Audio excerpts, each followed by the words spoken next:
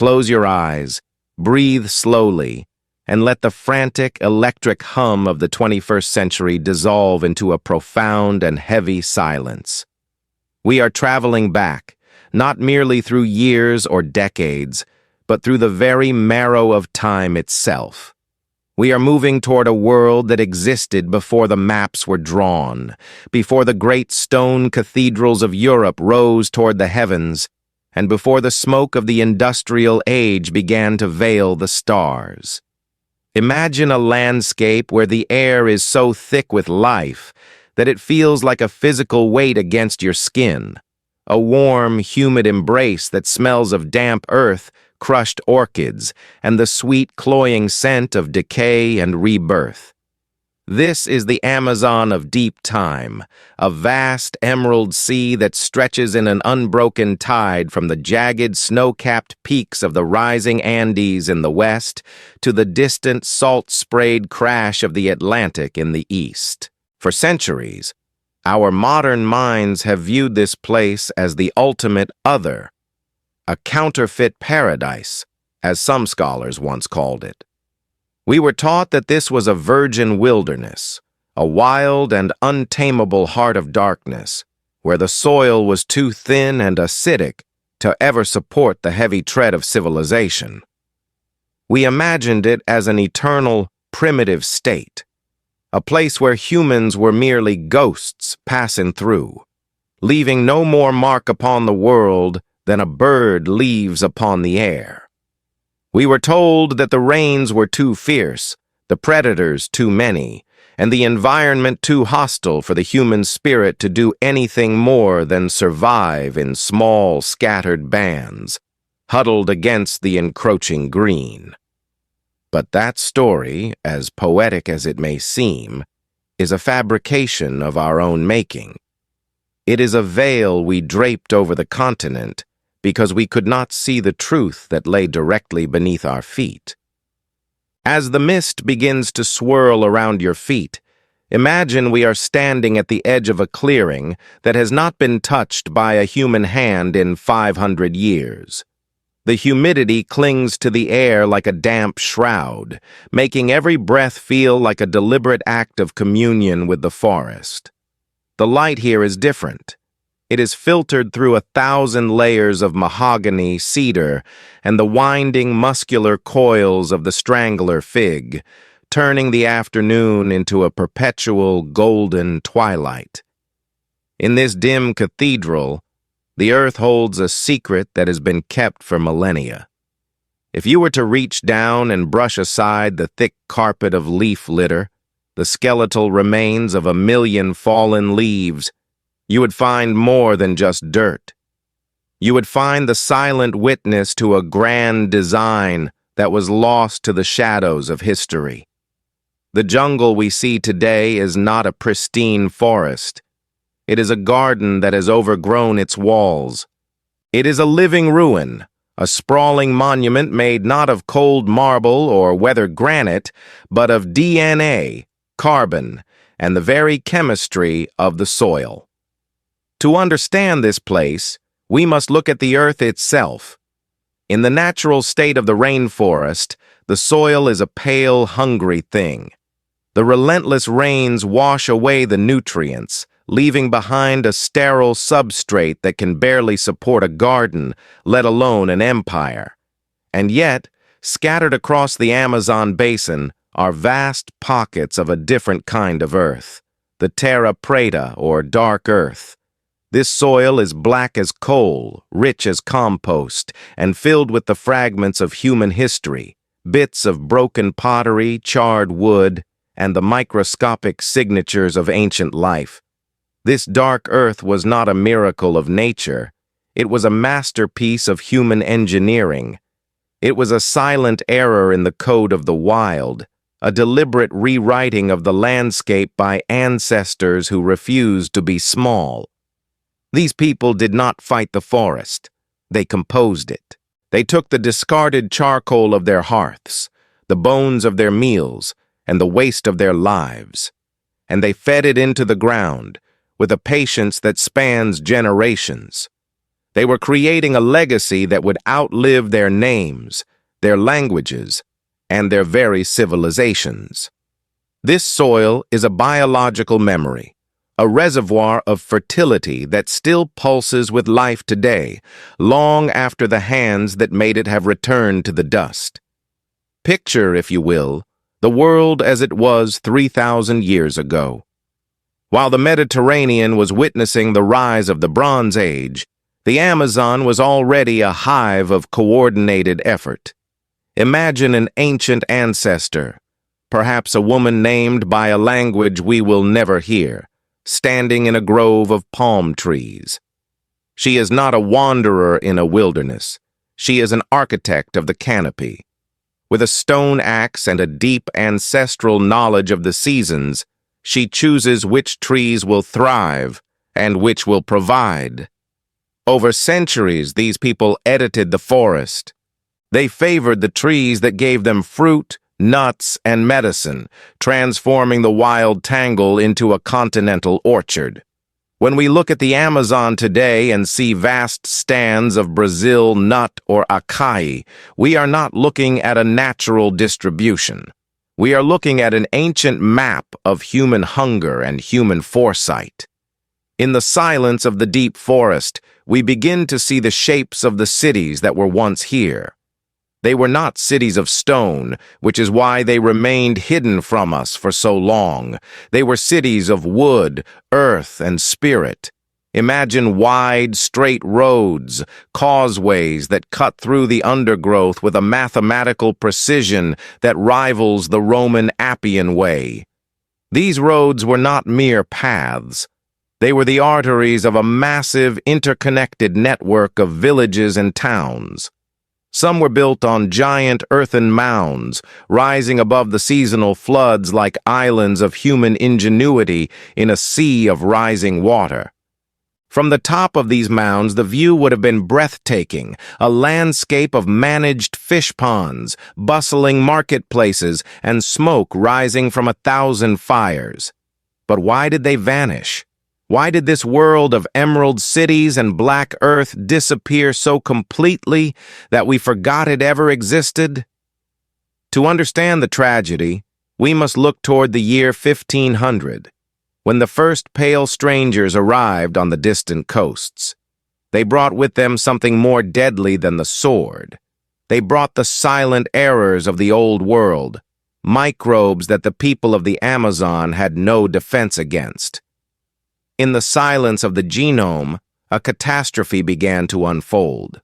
Smallpox, influenza, and measles traveled faster than any canoe, moving up the river systems and into the heart of the continent.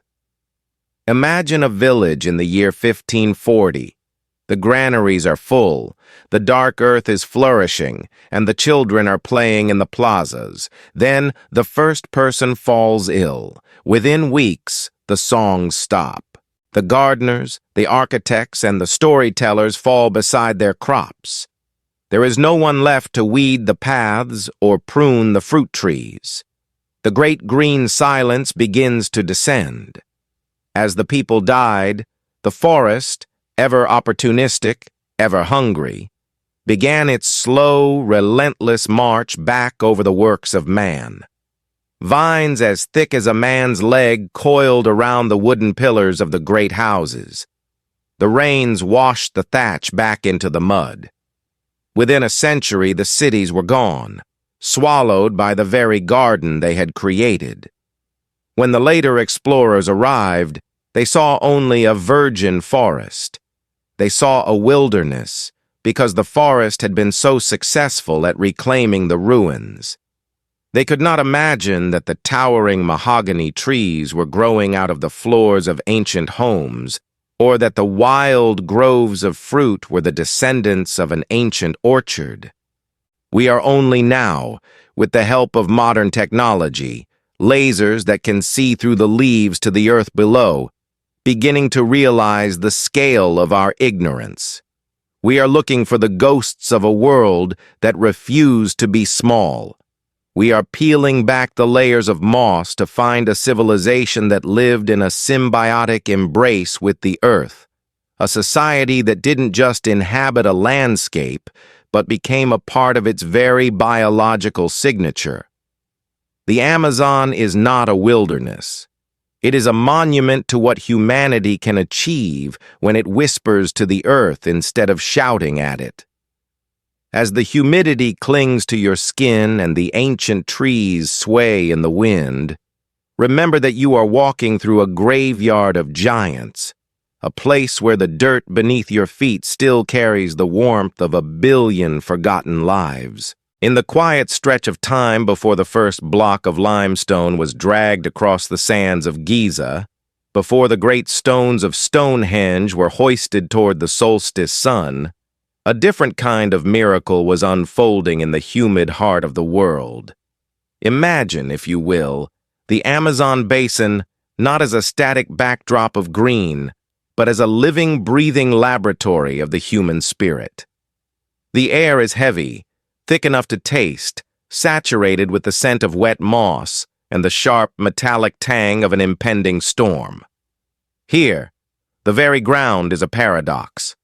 In the natural order of things, the rainforest floor is a place of beautiful, tragic starvation. The torrential rains, warm, relentless, and heavy, batter the earth, leaching away the minerals and the life force of the soil, leaving behind a pale orange-red clay that is hungry and acidic. To the modern eye, this earth is a graveyard for ambition. It is a soil that consumes rather than provides, washing away the foundations of permanence as quickly as the sky can open its floodgates. For generations of scholars, this was the ultimate boundary, a biological wall that dictated that no great civilization could ever take root in the shadows of the Canopy. They believed the jungle was too fierce, the ground too weak, and the sun too obscured for anything more than the nomadic footprint of a hunter. Yet, in the silence of the deep past, a subtle shift occurred, a quiet revolution in the way the human body and the human mind interacted with the skin of the planet. It began perhaps not with a grand decree, but with a series of small, intimate accidents that rewrote our destiny. Picture an ancestor, standing at the edge of a slow-moving, silt-heavy tributary. The mud between their toes is slick and unyielding, but in their hands they carry the remnants of a hearth fire. In this world, survival was a dialogue. Our ancestors did not merely take from the earth. They began to compose it. They practiced an ancient alchemy that we are only now beginning to decipher, a slow, deliberate marriage of human waste and wild earth. It was a silent error in the natural cycle of decay. Where nature intended for wood to rot into nothingness, the people of the river intervened. They learned the secret of the low-temperature smolder, turning the giants of the forest into charcoal, a stable form of carbon that refuses to disappear into the atmosphere. They fed this charcoal to the ground, mixing it with the bones of the fish they caught in the seasonal lagoons and the shattered shards of their clay pottery. This was the birth of Terra Preta, the dark, miraculous earth. It is a soil that possesses its own biography, a character in our history that refuses to die. While the pyramids are monuments to the dead, Terra Preta is a monument to the living. It is a sentient legacy, a carbon-rich gift that still pulses with microbial fertility today, centuries, even millennia, after the hands that stirred it have returned to the dust. When you touch this soil, you are touching a physical memory of a world that refused to be small. It was a survival weapon forged not of flint or bronze, but of chemistry. This black earth became the literal bedrock of a hidden urbanity, a subterranean engine that allowed millions of souls to thrive in a place where the textbooks said they should have perished. It was an adaptation of the landscape itself, a way for the human collective to store energy in the very ground they walked upon, ensuring that the children of the future would have a foundation more fertile than the one their grandfathers inherited. As the Pleistocene gave way to the warming world of the Holocene, the people of the river found themselves in a landscape of terrifying abundance and equally terrifying vulnerability. The jungle provided, but it did not store. Fruit rotted in days, meat spoiled in hours. The rain stole the vitality of the garden. The cost of living in this emerald cathedral was a constant battle against dissolution. To counter this, the human hand became a tool of permanence. Imagine a day in the life of a community 5,000 years ago. The sun is a white disk seen through the steam of the rising forest floor. A young man, his skin mapped with the soot of the clearing fires, carries a basket of charred organic matter to a designated plot near the village center. He is not just disposing of refuse, he is participating in a sacred ritual of construction. He knows that where he places these coals, the corn and the manioc will grow taller, their leaves a deeper, more vibrant green. He is whispering to the soil, encouraging it to hold on to the nutrients that the rain tries so desperately to steal. He is investing his labor into a bank that pays interest in the form of life itself. This transformation of the earth was the foundation of a new kind of power. With the arrival of Terra Preta, the wandering tribes could settle. They could build houses of palm and mahogany that stood for generations. They could craft pottery that was as much a part of the soil as the roots of the trees. The biography of the body in the Amazon is written in the strength of the bones of those who ate from this dark earth. Bones that were denser, healthier, and more resilient than those of their ancestors who struggled on the acidic fringes.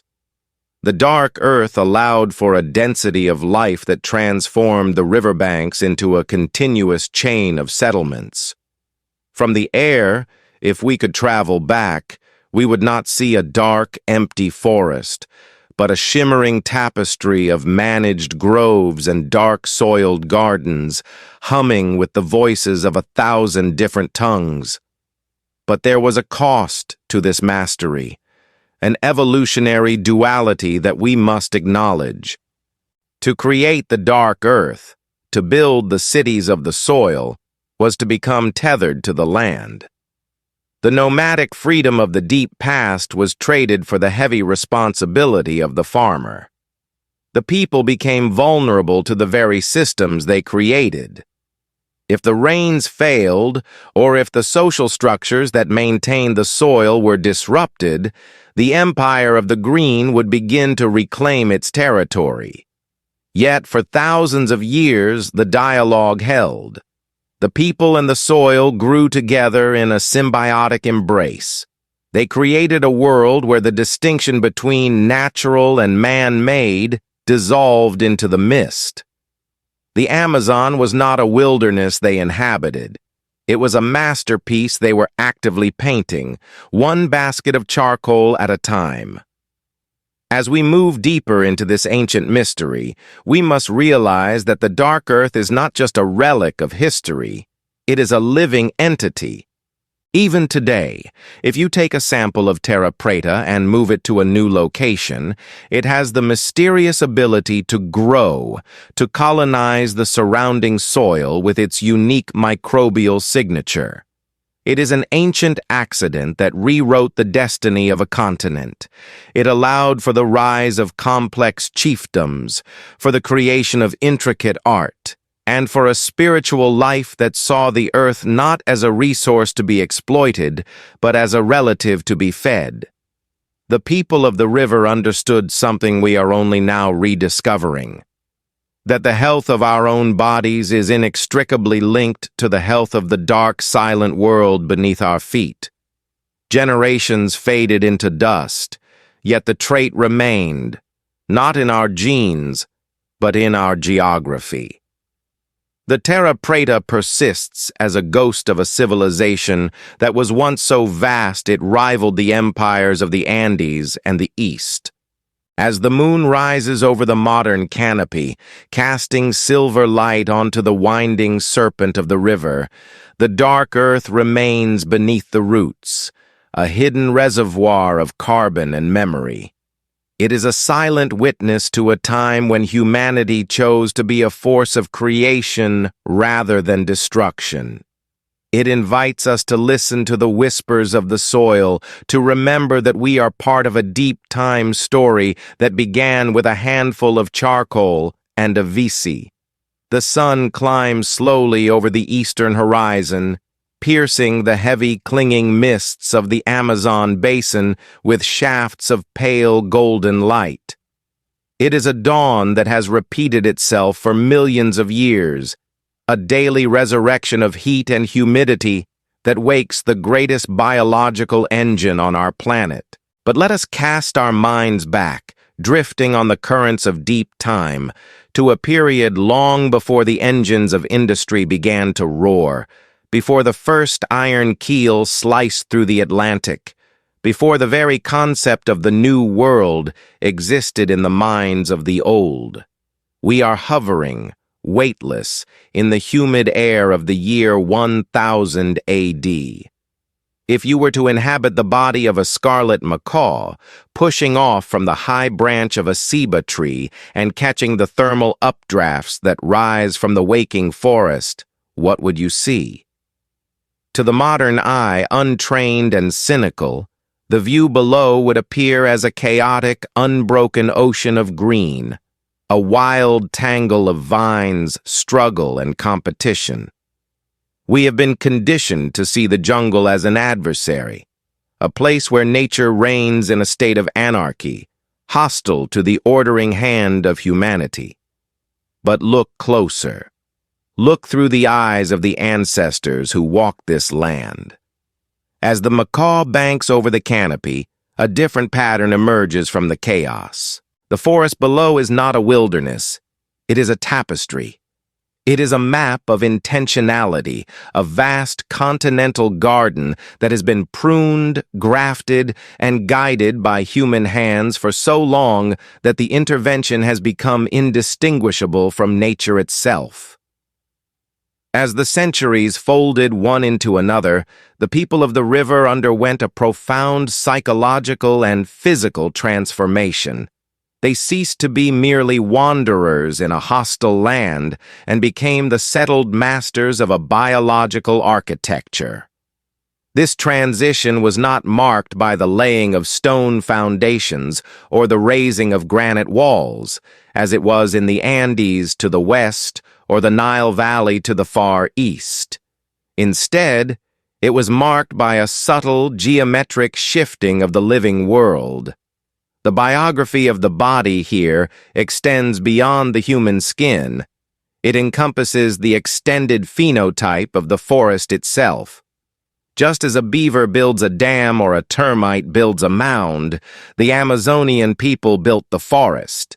Imagine the sensory experience of walking through this managed landscape a millennium ago. The air is cooler here than in the dense, tangled scrub of the unmanaged wild. The forest floor, often depicted in our nightmares as a snake-infested thicket, is surprisingly open. It has been swept clean, not by the wind, but by the daily rhythm of 1,000 brooms made of palm fronds. The sunlight dapples the ground in soft, shifting pools, filtering through a canopy that has been carefully curated. You are walking through a food forest, a polyculture orchard where every tree has a name and a purpose. To your left stands the towering Brazil nut tree, a giant that refuses to be tamed in a plantation, but thrives here in the semi-wild embrace of the village periphery. To your right, the peach palm, with its nutritious, oily fruit, stands in clustered groves. These are not random accidents of seed dispersal. They are the great-grandchildren of trees that were planted by a grandmother's grandmother. In the silence of the genome, a selection process was taking place. The ancient gardeners did not possess knowledge of DNA or recessive alleles. Yet they were master geneticists. They noticed which trees bore the sweetest fruit, which palms grew the straightest wood for bows, which vines released the most potent toxins for fishing. They favored these, protected them, and cleared away the competition. Over thousands of years, this editing of the forest changed the very composition of the Amazon. It created a phenomenon that modern science calls hyperdominance. Out of the 16,000 species of trees that could grow in the Amazon, a mere 200 species dominate the landscape. These are the useful trees, the domesticated companions of humanity. The forest you see today is a haunted garden. The people who planted it are gone, but the trees remain, standing in clusters that defy the statistical laws of nature, silent monuments to a civilization that wrote its legacy in chlorophyll and wood. As we walk deeper into this primeval afternoon, the path beneath our feet changes. We are no longer walking on the soft, mulched earth of the garden, but on something harder, more deliberate. We have stepped onto a causeway. This is the geometry of the sacred canopy. Stretching out before us, cutting through the undergrowth with an arrow-straight precision that seems almost impossible in such a fluid landscape, is a raised earthen road. It is wide enough for 6 men to walk abreast, their shoulders touching, their rhythmic steps beating a drum upon the packed clay. These roads were the arteries of the civilization. In the Xingu region, deep in the southern basin, these causeways radiate outward from the central plazas like the spokes of a great galactic wheel. They connect village to village, river to river, creating a lattice of connection that spanned millions of square kilometers. Constructing them required a staggering amount of labor, the movement of millions of tons of earth without the aid of the wheel or the beast of burden. It was the work of human muscle, fueled by the manioc and fish of the managed lagoons. Imagine the day in the life of the workers who built this road. It is the dry season. The biting flies are fewer, and the rivers have receded, revealing the clay banks. A young man, his back glistening with sweat, swings a wooden digging stick tipped with stone. He is not a slave building a tomb for a distant pharaoh. He is a member of a community improving the body of their shared world. He works in a rhythm, perhaps singing a low, repetitive chant that coordinates the movement of the baskets of earth. He feels the vibration of the ground as the causeway rises, foot by foot, lifting his people above the seasonal floods. This road is survival. It means that when the waters rise, trade can continue. It means that when a daughter marries into a neighboring clan, the procession can walk with dignity, unmudded and proud. It means that the shaman can travel to the far gathering quickly when the stars align for the great rituals. This obsession with geometry, circles, lines, squares, stands in stark contrast to the organic curves of the river and the vine. It suggests a deep psychological need to impose order upon the infinite complexity of the rainforest. It was a way of claiming space, of saying, here, in this circle, we are human. Here, we make the laws. The villages themselves were marvels of this geometric planning. Picture a settlement not as a random cluster of huts, but as a carefully aligned clock face. In the center, a vast circular plaza, beaten flat and kept meticulously free of grass. This was the eye of the village, the stage for the dramas of life and death.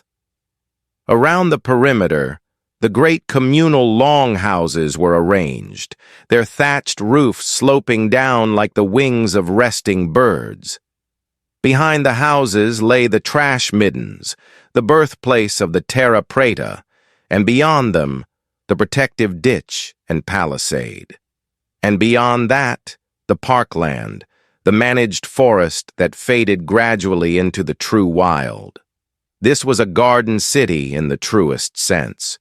It was a decentralized urbanism, a low-density sprawl that integrated the city into the ecosystem rather than paving over it. Unlike the walled, pestilent cities of medieval Europe, where sewage flowed in the streets and the air was thick with coal smoke, the Amazonian city breathed. It was ventilated by the forest, shaded by the canopy, and fed by the immediate surroundings. It was a model of sustainability that we, in our concrete canyons, can barely comprehend. But let us pause and consider the evolutionary duality of this existence.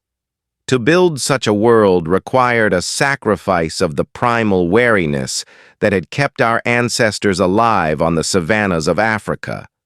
To settle is to become a target. A road that connects friends also connects enemies. The straight lines of the causeways could guide a raiding party just as easily as a trading caravan. And so, the architecture of the Amazon was also an architecture of defense. The villages were often surrounded by deep moats and high wooden walls. Imagine the night watchman standing on the palisade under the light of a full moon. The jungle beyond the wall is a wall of sound. The scream of the howler monkey, the chirping of the cicadas, the stealthy crack of a dry twig under the paw of a jaguar. He grips his spear, a weapon tipped with the spine of a stingray or a point of polished bone. He is the guardian of the geometry. Inside the circle, his family sleeps in hammocks woven from cotton, suspended above the ground to avoid the scorpions and the damp. He knows that the order they have built is fragile. The forest is always waiting, always pushing against the edges of the clearing, eager to reclaim the sunlight. It is a constant battle between the entropy of the wild and the energy of the human will. This tension between the built and the grown, the geometric and the organic, shaped the very soul of the people. They did not worship distant, abstract gods of the sky. They worshipped the forces that they lived with. They engaged in a symbiotic embrace with the green gods of the canopy. Their artifacts, which we dig up today, reflect this. Their pottery is not just utilitarian, it is alive. The clay vessels are shaped like squash, like armadillos, like seated figures with swollen bellies.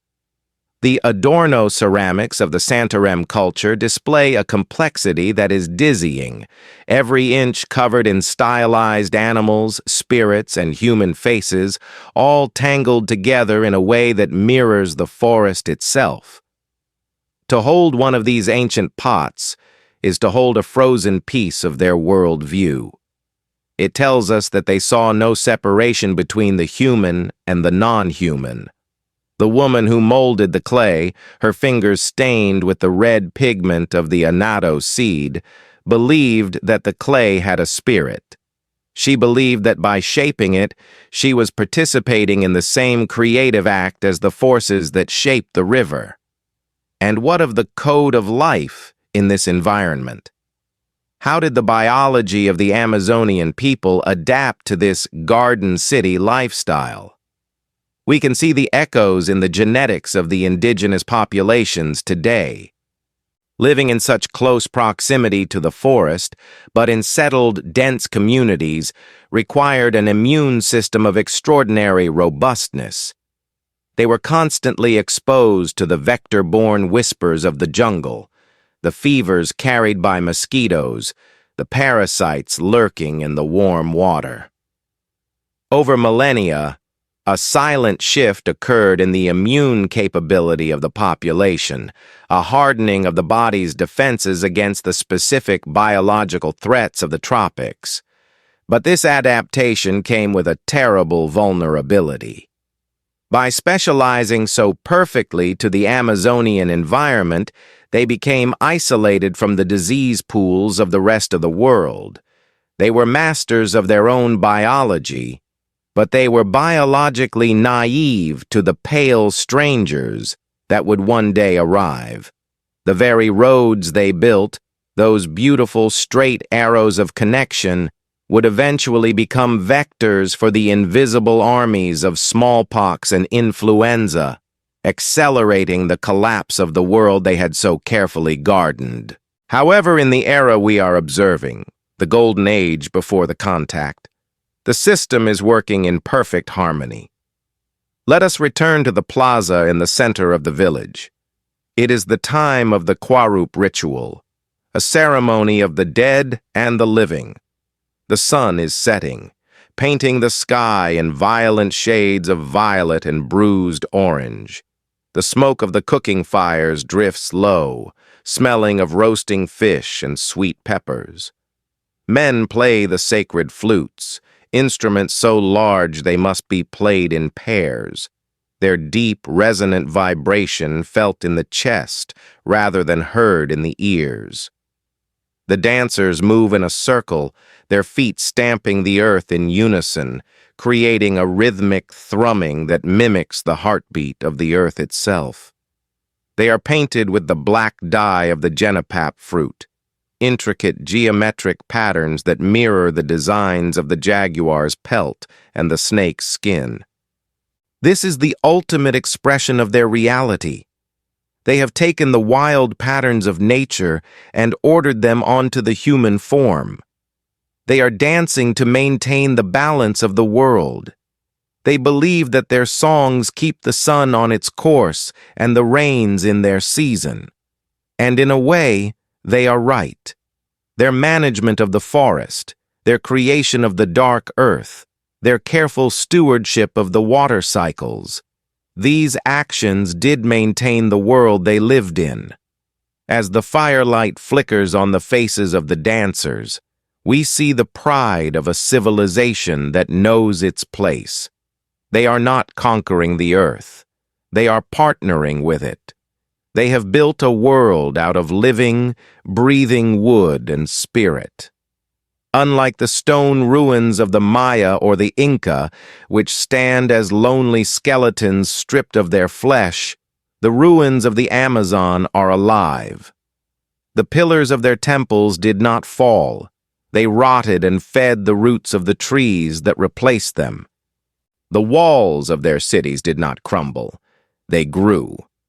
We must understand that the lack of stone monuments is not a sign of a lack of sophistication. It is a sign of a different philosophy of time. Stone is a defiance of time. It tries to freeze the present forever. Wood is an acceptance of time. It acknowledges that everything flows, everything changes, everything returns to the soil. The Amazonian architects built for the cycle of life, not for the vanity of eternity. And yet, ironically, their legacy has outlasted many stone empires. The Terra Preta is still fertile. The domesticated forest still feeds the animals and the people. The geometry of the villages is still visible to the laser eyes of our satellites, etched into the topography of the land. So when you picture the Amazon of the past, do not picture a few scattered tribes huddled in fear of the jaguar. Picture a bustling, vibrant, interconnected civilization. Picture a landscape where the boundary between the city and the forest is erased. Picture a world where the trees are the library, the soil is the archive, and the roads are the binding that holds the story together. It is a story of a people who looked at the overwhelming green chaos of the world and saw not a threat, but a canvas. And with patience, fire, and the labor of 1,000 generations, they painted a masterpiece that we are only just beginning to see. On of a world that refused to be small. The world is water. That is the first truth of the lowlands.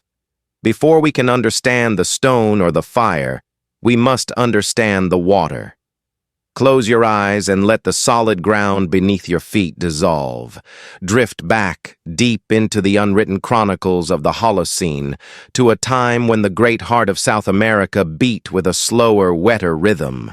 We are suspended above the Llanos de Mojos in what is now Bolivia, or perhaps the vast deltaic island of Marajo at the mouth of the Amazon. It is the height of the rainy season. The sky is a bruised purple, heavy with clouds that have traveled 3,000 miles from the Atlantic to break against the wall of the Andes. And when they break, the world vanishes. For 6 months of the year, the savannas become an inland sea. The horizon disappears, blurring the line between the gray water and the gray sky. The jaguar retreats to the highest branches. The deer flee to the distant foothills. In this drowned world, silence reigns, broken only by the splash of the pink river dolphin navigating through the submerged trunks of trees and the haunting, metallic call of the screamers. To the untrained eye, this is a landscape hostile to human permanence, a place of transient survival where the earth itself is unreliable, turning to liquid mud under the weight of a footstep. It is a world where nature dictates that one must move, must flee, must follow the dry land wherever it retreats. But deep in the genetic memory of our species, there is a stubborn refusal to accept the boundaries set by the wild. Somewhere in the dark expanse of the Pre-Columbian past, a decision was made that defied the logic of the hunter-gatherer. A group of people stood on the edge of the rising tide, looked at the encroaching waters, and decided not to run. Instead, they decided to rise. This moment, the decision to stay, marks a fundamental shift in the biography of the body. For millions of years, the human body was a machine designed for motion. Our long Achilles tendons, our sweat glands, our upright posture, all were evolutionary gifts crafted for the endurance runner, the nomad who follows the herds. To sit still, to root oneself in a single place, is an act of biological defiance. It requires a new kind of survival strategy, not of flight, but of fight. A fight against gravity, against water, and against the entropy of the swamp. Imagine the sheer physical audacity of the first mound builder. Picture a man, perhaps no more than 30 years old, an elder in his time, standing knee-deep in the tepid slurry of the floodplain. He holds a basket woven from the fibrous reeds of the marsh. It is a simple tool, a soft technology that leaves no trace in the fossil record. Yet it is the engine of civilization. He bends his spine, the vertebrae locking under the strain, and scoops up the heavy, wet clay. He carries it 10 paces and dumps it. Then he returns. He does this again, and again, and again. He is not alone. Beside him are his brothers, his sisters, his children. 1,000 hands moving in a rhythmic, coordinated dance of labor. There are no beasts of burden here, no oxen to pull the plow, no horses to drag the stone. There is only the human muscle, the burning of glucose in the bloodstream, the friction of skin against reed. Basket by basket, handful by handful, they are engaging in a geological act. They are moving mountains, not by faith, but by friction. Over generations, these piles of earth grow. They cease to be mere heaps of dirt and become lomas, vast earthen platforms that rise 10, 20, sometimes 30 feet above the level of the floodplain. They are islands of safety in a world of uncertainty. These are the work of the Mound-Builders, the architects of a vertical world. To understand the scale of this achievement, we must look at the caloric cost. To build just one of the larger mounds in the Beni region would require the movement of hundreds of thousands of cubic meters of soil. In a world without the wheel, This represents millions of hours of human life dedicated to a single, unified vision. It speaks of a society that had transcended the immediate tyranny of hunger. You do not build a mountain if you are starving. You do not spend your days hauling clay if you are worried about where your next meal will come from. The very existence of these mounds is proof of a silent victory in the food web. These people had cracked the code of the flooded plains. They had learned that the water was not an enemy to be feared, but a resource to be farmed. As the narrative of their lives unfolds, we see that they were not just piling dirt. They were engineering the hydrology of an entire continent. From the safety of their elevated platforms, they looked down at the chaotic waters and saw a potential for order. They began to dig canals, straight, deep gashes in the earth that connected the river bends. They built causeways, raised earthen roads that ran for miles across the savanna, perfectly level, wide enough for 4 or 5 men to walk abreast without their shoulders touching. These causeways were multifunctional masterpieces. In the dry season, they were highways, trade routes that allowed the exchange of pottery, salt, and marriage partners between the disparate islands of humanity. But in the wet season, they became something else. They acted as dikes, controlling the flow of the floodwaters. They created artificial lagoons, vast reservoirs where the retreating waters could be trapped. And in these traps, the fish remained. Picture the harvest. The water level drops, and the lagoons become a writhing soup of protein, catfish, tambaki, pirarucu. The people descend from their mounds, not with the desperate hope of the hunter, but with the calculated confidence of the farmer. They use weirs woven from palm, traps that have been refined over centuries of trial and error. The abundance is staggering. The smoke of the drying racks rises into the humid air, carrying the scent of smoked fish miles downwind. This protein surplus is the fuel that powers the muscles of the mound-builders. It is the biological energy source that allows them to defy gravity. But life on the mound was more than just survival. It was a profound alteration of the human experience of space. For the first time in the history of the region, humans were living vertically. Imagine the sensory shift. Down in the swamp, the air is stagnant, filled with the buzzing torment of billions of mosquitoes, the vectors of fever and misery. But up here, 30 feet in the air, there is a breeze.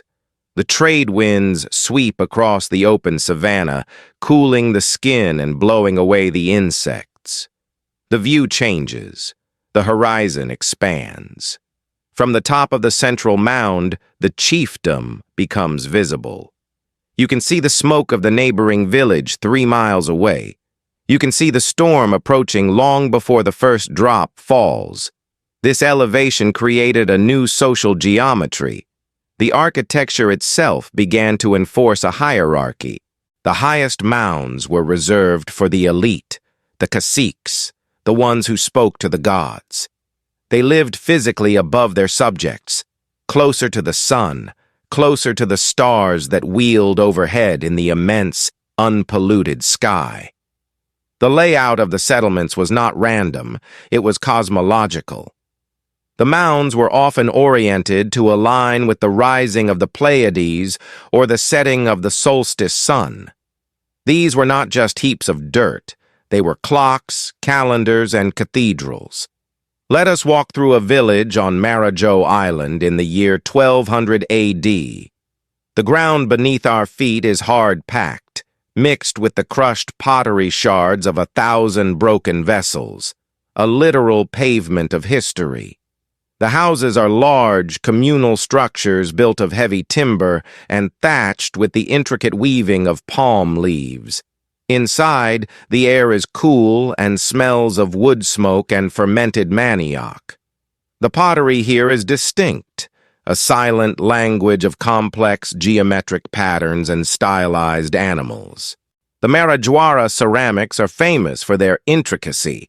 Funeral urns that stand as tall as a man, painted in red and black and white, depicting creatures that are half human, half reptile. These urns tell us something profound about the psychology of the mound. In a world where the land is constantly dissolving into water, the preservation of the ancestor becomes an obsession. You cannot simply bury your dead in the swamp. The water will take them. So, you bring them up. You bury them in the mound, in the very floor of the house, or in special cemeteries on the edge of the settlement. The ancestors remain part of the community. They are literally the foundation upon which the living walk. The mound is not just soil, it is bone. It is a necropolis as much as it is a metropolis. The evolutionary duality here is stark. The adaptation to the flood allowed for a population density that was previously impossible. Millions of people thrived in the Beni, but this specialization came with a heavy cost. The maintenance of the mounds and canals required constant, grueling labor. The biography of the body for a mound builder was written in the wear patterns of their joints. Osteological evidence, the silent testimony of the skeletons, shows us spines fused by heavy lifting, knees worn down by the repetitive squatting and rising, shoulders thickened by the torque of the digging stick. They were slaves to their own invention. If the canals silted up, the fish would die. If the causeways breached, the village would drown. The civilization was a high-maintenance machine that required total social cohesion. There was no room for the loner, for the rugged individualist of the forest. You were a part of the hive, or you were nothing. This dependency on the infrastructure made them vulnerable. A shift in the climate, a prolonged drought that dried the lagoons, or a social upheaval that broke the chain of command could bring the whole system crashing down. And indeed, silence eventually returned. We do not know exactly why the great fires of the mound builders were extinguished. Perhaps it was the disease brought by the Europeans, racing ahead of the explorers like an invisible fire. Perhaps it was a shift in the El Niño cycle that turned the garden into a desert. But the people faded. The thatch roofs rotted and returned to the soil. The wooden pillars snapped. The jungle, patient and relentless, began to creep back up the sides of the artificial hills. The roots of the strangler fig pried apart the packed clay. The jaguar returned to sleep on the summit of the forgotten king's palace. For centuries, the mounds were seen merely as natural hills, odd bumps in the flat landscape. The local people knew, of course. They always know. But the academic world dismissed the idea of a complex Amazonian civilization. The soil is too poor, they said. The environment is too harsh. They could not conceive that the pristine wilderness was actually a graveyard of empires. But today, the eye of the laser has peeled back the canopy. LiDAR technology has revealed the true extent of this lost world, and the scale is humbling. We see networks of causeways that rival the highway systems of the modern world. We see forest islands that are perfectly square, revealing their artificial origins. We see a landscape that was managed, manicured, and manipulated on a scale that baffles the mind. Stand now on the edge of one of these ancient mounds as the sun sets. The modern world feels very far away. The mosquitoes rise in their whining clouds, just as they did 1,000 years ago. The water begins to reflect the stars. Beneath your feet, the earth feels solid, but it is a deception. You are standing on a structure that is entirely human-made. You are standing on the accumulated sweat, the broken baskets, the discarded bones, and the silent prayers of a people who looked at the flood and said, "We will not move." Reflect on the silent error that saved them. It was the realization that Earth could be moved, that the geography was not a fate, but a raw material. It was a cognitive leap that separated them from every other creature in the swamp. The beaver builds a dam, yes, but the mound builder built a world. They reshaped the hydrology of the basin to suit their needs, creating a legacy that is etched into the very crust of the planet. As the night deepens, listen closely. Can you hear it? The faint, rhythmic thud of the wooden mallet packing the clay, the splash of the net hitting the water, the lullaby sung by a mother in a hammock, swinging gently in the breeze of the high platform. These sounds are gone, lost to the entropy of the air, but the vibrations remain in the structure of the soil. The mound is a battery of human energy, stored for millennia. The story of the mound builders is a reminder that there is no environment on Earth so hostile that human ingenuity cannot find a way to call it home. We are the species that adapts the world to us, rather than adapting ourselves to the world. But it is also a warning. The mounds remain, but the builders are gone. The water eventually reclaimed its territory, as it always does. The deep time perspective teaches us that our conquests of nature are temporary. We build our islands of safety. We raise our walls. We pave our roads. But in the end, the rain falls, the river rises, and the silence returns. Yet, there is beauty in the attempt. There is a profound nobility in the image of that first basket of earth being dumped into the swamp. It was an act of hope. It was a declaration that we are here, and we intend to stay. And as you drift into sleep, let the image of the green, flooded plains fill your mind. See the mounds rising like emerald ships in a sea of grass. Feel the stability of the earth beneath you, and know that it was built by the hands of your ancestors, a gift of dry land in a water world, passed down through the silence of the centuries to where you rest tonight. The narrative continues, flowing like the great river itself, carrying the sediment of memory into the next chapter of our human story. We have seen the earth moved by hand, but what of the spirit? What of the invisible lines that connected not just the villages, but the souls of the people to the cosmos above? As the water recedes in our mind's eye, revealing the drying mud of the causeways, we turn our gaze inward to the geometry that was etched not for the sake of the flood, but for the sake of the gods. We move now to the drier southern rim of the basin, to the state of Acre, where the forest has been stripped away in our modern times to reveal a secret that makes the blood run cold with wonder. Here, the earth is scarred with shapes that defy the logic of the hunter's path. Perfect circles, squares, hexagons, octagons. These are not the chaotic footprints of a village growing organically over time. These are the geoglyphs. Imagine the mind that conceived of these shapes.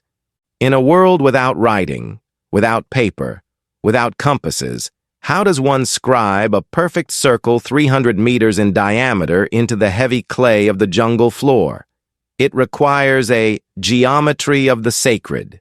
It implies a class of people, priest-architects, who held the mathematical constants of the universe in their minds and translated them onto the canvas of the earth. These structures were not cities. The archaeology is clear. There is little domestic refuse here. No piles of broken pottery from daily cooking, no dark earth from the compost of daily life. These were theaters, empty, silent, vast theaters built for an audience of the sky. Picture the scene 500 years before the Common Era. The forest has been cleared, burned back to create a negative space in the wall of green. The ground is swept clean. The ditches are dug deep, 10 feet down, creating a sharp, defining line between the sacred inside and the profane outside. A procession arrives. They have walked for days along the straight roads to be here. They gather not to live, but to align. Align with what? With the clock of the cosmos. The geoglyphs are often oriented to the cardinal points, or to the specific rising points of the sun on the equinoxes. This tells us that the Amazonians were astronomers. They watched the deep time movements of the stars through the gaps in the canopy. They understood that their lives were governed by the great cycles of the sky, the wet season, the dry season, the time to plant, the time to harvest. The construction of a geoglyph is a ritual of collective memory. To dig the ditch is to carve a scar into the land that says, "We remember." It is a way of binding the community together through sweat. The biography of the body here is one of synchronized movement. Hundreds of people digging in unison, moving to the rhythm of the chant, creating a shape that can only be truly appreciated from the heavens. It is an act of communication with the divine, a message sent up through the humidity. We are here. We understand the order of the circle. But there is a melancholy to these shapes now. They sit exposed in the cattle pastures of the modern Amazon, stripped of the forest that once framed them.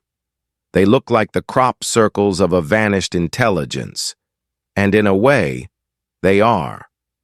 They are the vestiges of a mental mutation, a shift in the human brain that began to seek abstract perfection in a world of organic mess.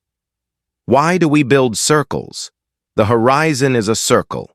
The sun is a circle. The moon is a circle. The pupil of the eye is a circle. Perhaps in the deep silence of the prehistoric night, the shaman realized that the circle is the shape of eternity. It has no beginning and no end. By carving it into the earth, they were trying to capture a piece of that eternity, to pin it down to the fleeting, rotting soil of the jungle. These geoglyphs challenge the very narrative of civilization that we have been taught. We were told that civilization requires stone cities, writing, and kings. But here in the green shroud, we find a civilization of earth, geometry, and shared belief. A civilization that did not need to destroy the world to understand it, but rather adorn the world with the shapes of its own understanding. As we leave the geoglyphs behind, fading back into the encroaching scrub, we carry with us the realization that the Amazon was not just a body of trees. It was a mind, a complex, dreaming mind that expressed itself in dirt and ditches. The people are gone, but the geometry remains. A silent, mathematical ghost haunting the surface of the planet, waiting for us to trace its lines and remember the hands that carved them. And so, the story flows on.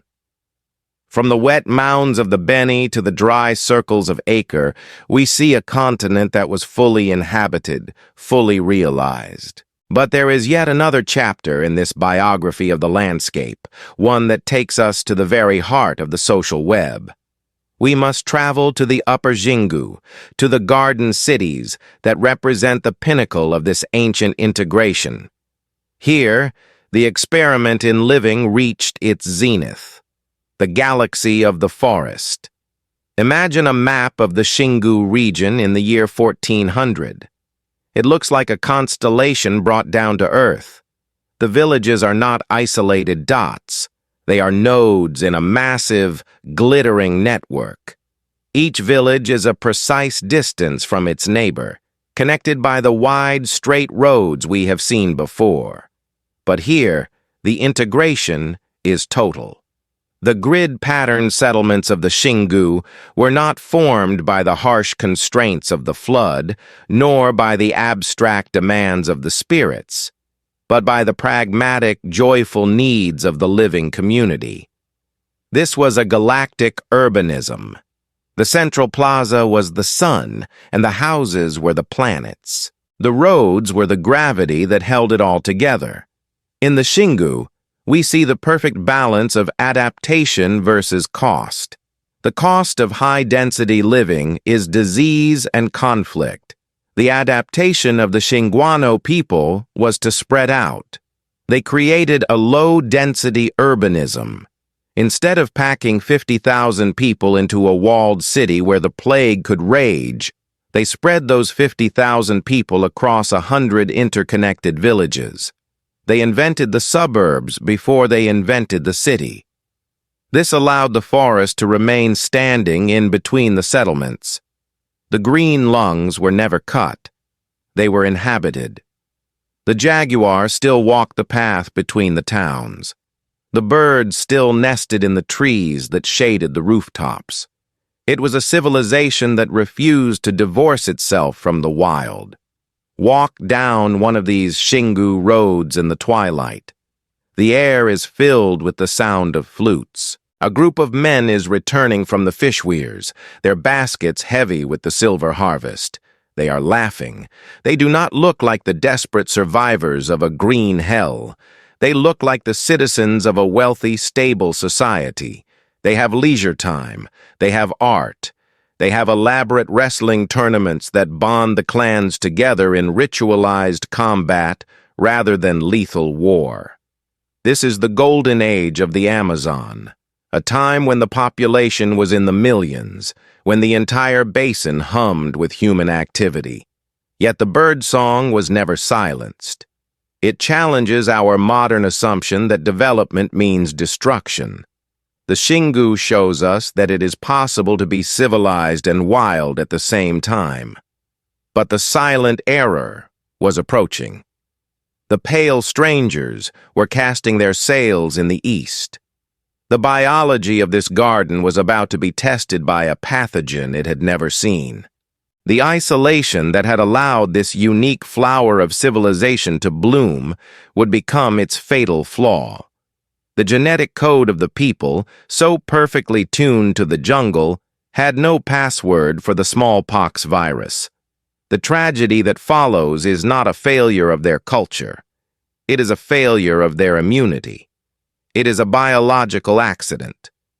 But before the silence falls, let us hold this image of the Xingu in our minds. A web of light in the darkness of the forest. A testament to the human ability to organize, to connect, and to thrive. The day in the life of the Xinguano was a masterpiece of balance. He was a farmer, a fisherman, a warrior, and an artist. He lived in a house that was a marvel of engineering, a curved vault of timber and grass that breathed. He walked on roads that were maintained by the community. He ate from a garden that had been enriched by the dark earth of his ancestors. He was not a primitive man. He was a sophisticate of the forest. As we drift deeper into the night, let the complexity of this world wash over you. The mounds, the geoglyphs, the garden cities. They are all part of the same story, the story of how we, the naked apes, learned to clothe ourselves in the landscape. We did not just survive the Amazon, we married it. And though the jungle has overgrown the marriage bed, the love affair is recorded in the soil, waiting for us to read the vows. The silence of the Amazon is never truly silent. Even in the deepest hours of the night, when the moon is hidden behind a veil of heavy clouds, the air vibrates with the breath of the living world. It is a symphony of the unseen, the friction of a billion leaves rubbing against one another in the trade winds, the subterranean hum of the termite mounds, and the soft, wet pulse of the river moving through the dark. But if we travel to the southwestern rim of the basin, to the region we now call Acre, the silence changes texture. Here, where the modern world has stripped away the green skin of the forest to reveal the red flesh of the earth beneath, we encounter a silence that is not biological, but architectural. It is the heavy, haunting silence of a cathedral after the prayers have ceased.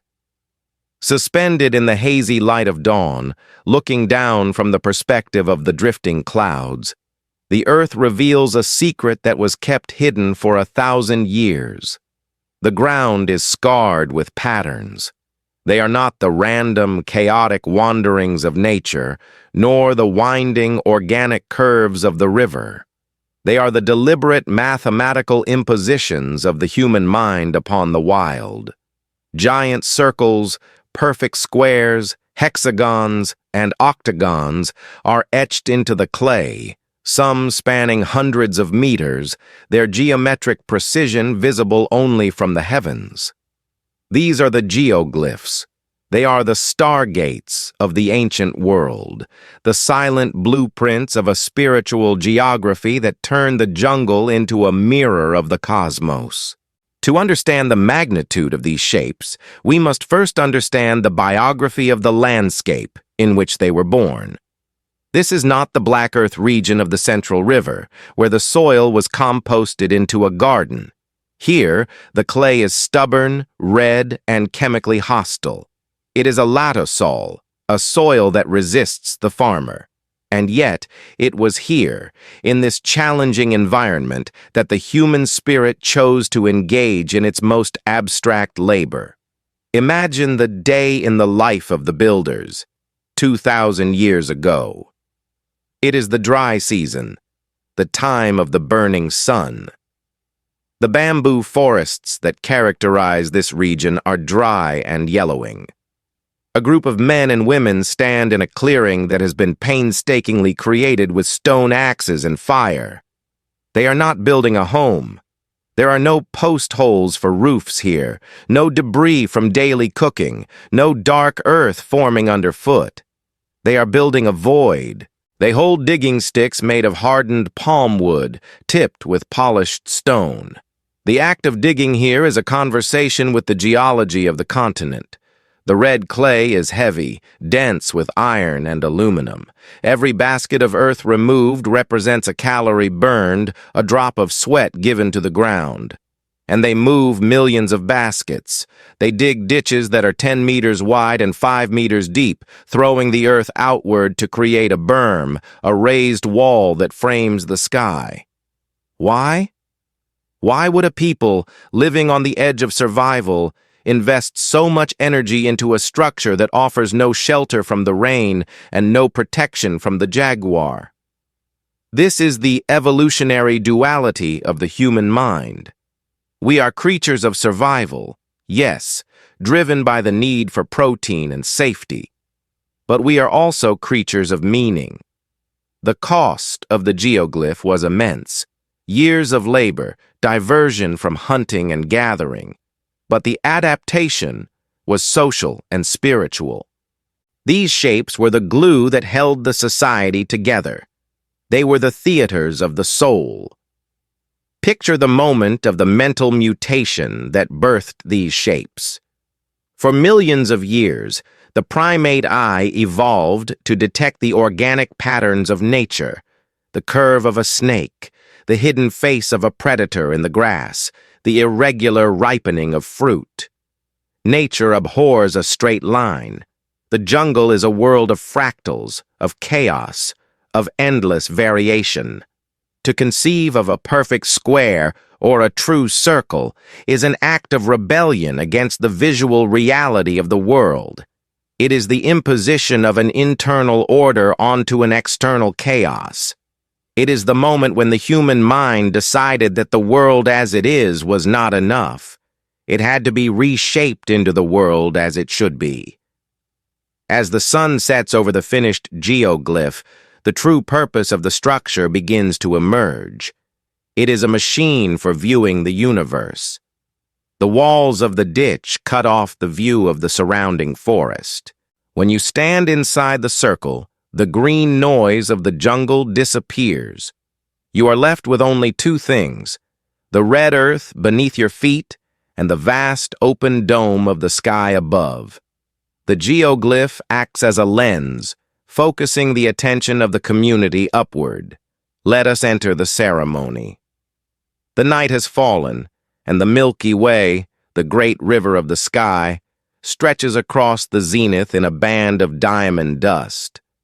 A procession arrives at the southern gate of the square geoglyph.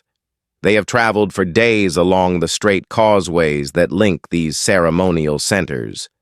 They are painted with the black dye of the genopap fruit, their bodies transformed into living geometric canvases. The air is thick with the smoke of copal resin and the sweet, heavy scent of crushed herbs. The shaman, a figure draped in the feathers of the harpy eagle, stands at the center. He holds a cup containing the vine of the soul, the sacred brew that dissolves the boundaries of the self. As the community drinks, the chanting begins. It is a low, rhythmic drone that mimics the vibration of the earth itself.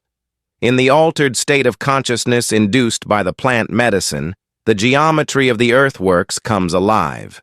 The silent error in the brain's chemistry opens a door to a different perception. The straight lines of the ditches seem to glow. The connection between the square on the ground and the constellations in the sky becomes visible, a tangible thread of light. The people are no longer isolated individuals fighting for survival in a hostile forest. They are cogs in a cosmic machine. They are aligning themselves with the clock of the seasons.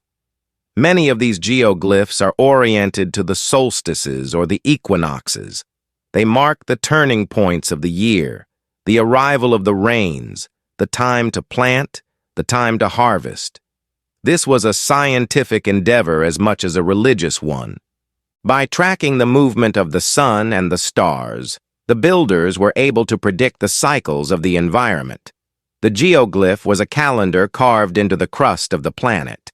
But deeper than the science was the philosophy.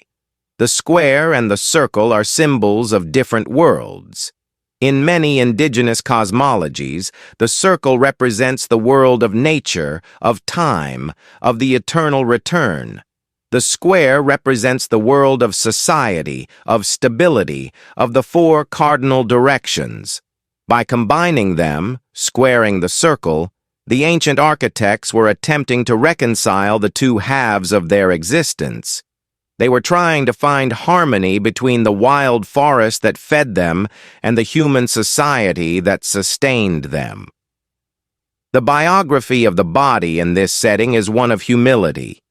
Standing in the bottom of the ditch, surrounded by the high earthen walls, the individual feels small. The architecture is designed to suppress the ego and elevate the collective. You are not a warrior. You are a piece of the pattern. This social technology was perhaps more important than any stone axe or pottery vessel. It allowed disparate tribes who might otherwise be enemies to gather in peace. The geoglyph was a neutral ground, a sacred zone where the laws of the jungle were suspended and the laws of the cosmos took over. For 1,000 years, these structures were kept clean. We know this because the archaeological layers show very little accumulation of soil during the time of their use. This means that for 50 generations, people swept the floor of the forest. They weeded the ditches. They maintained the sharpness of the lines. It was a multi-generational commitment to order. But then, the silence deepened. The great green silence that swallows all things in the Amazon eventually came for the geoglyphs. We do not know exactly when the last procession walked out of the square, leaving the gate open to the encroaching vines. Perhaps it was a shift in the climate that made the region too dry for the large populations to gather.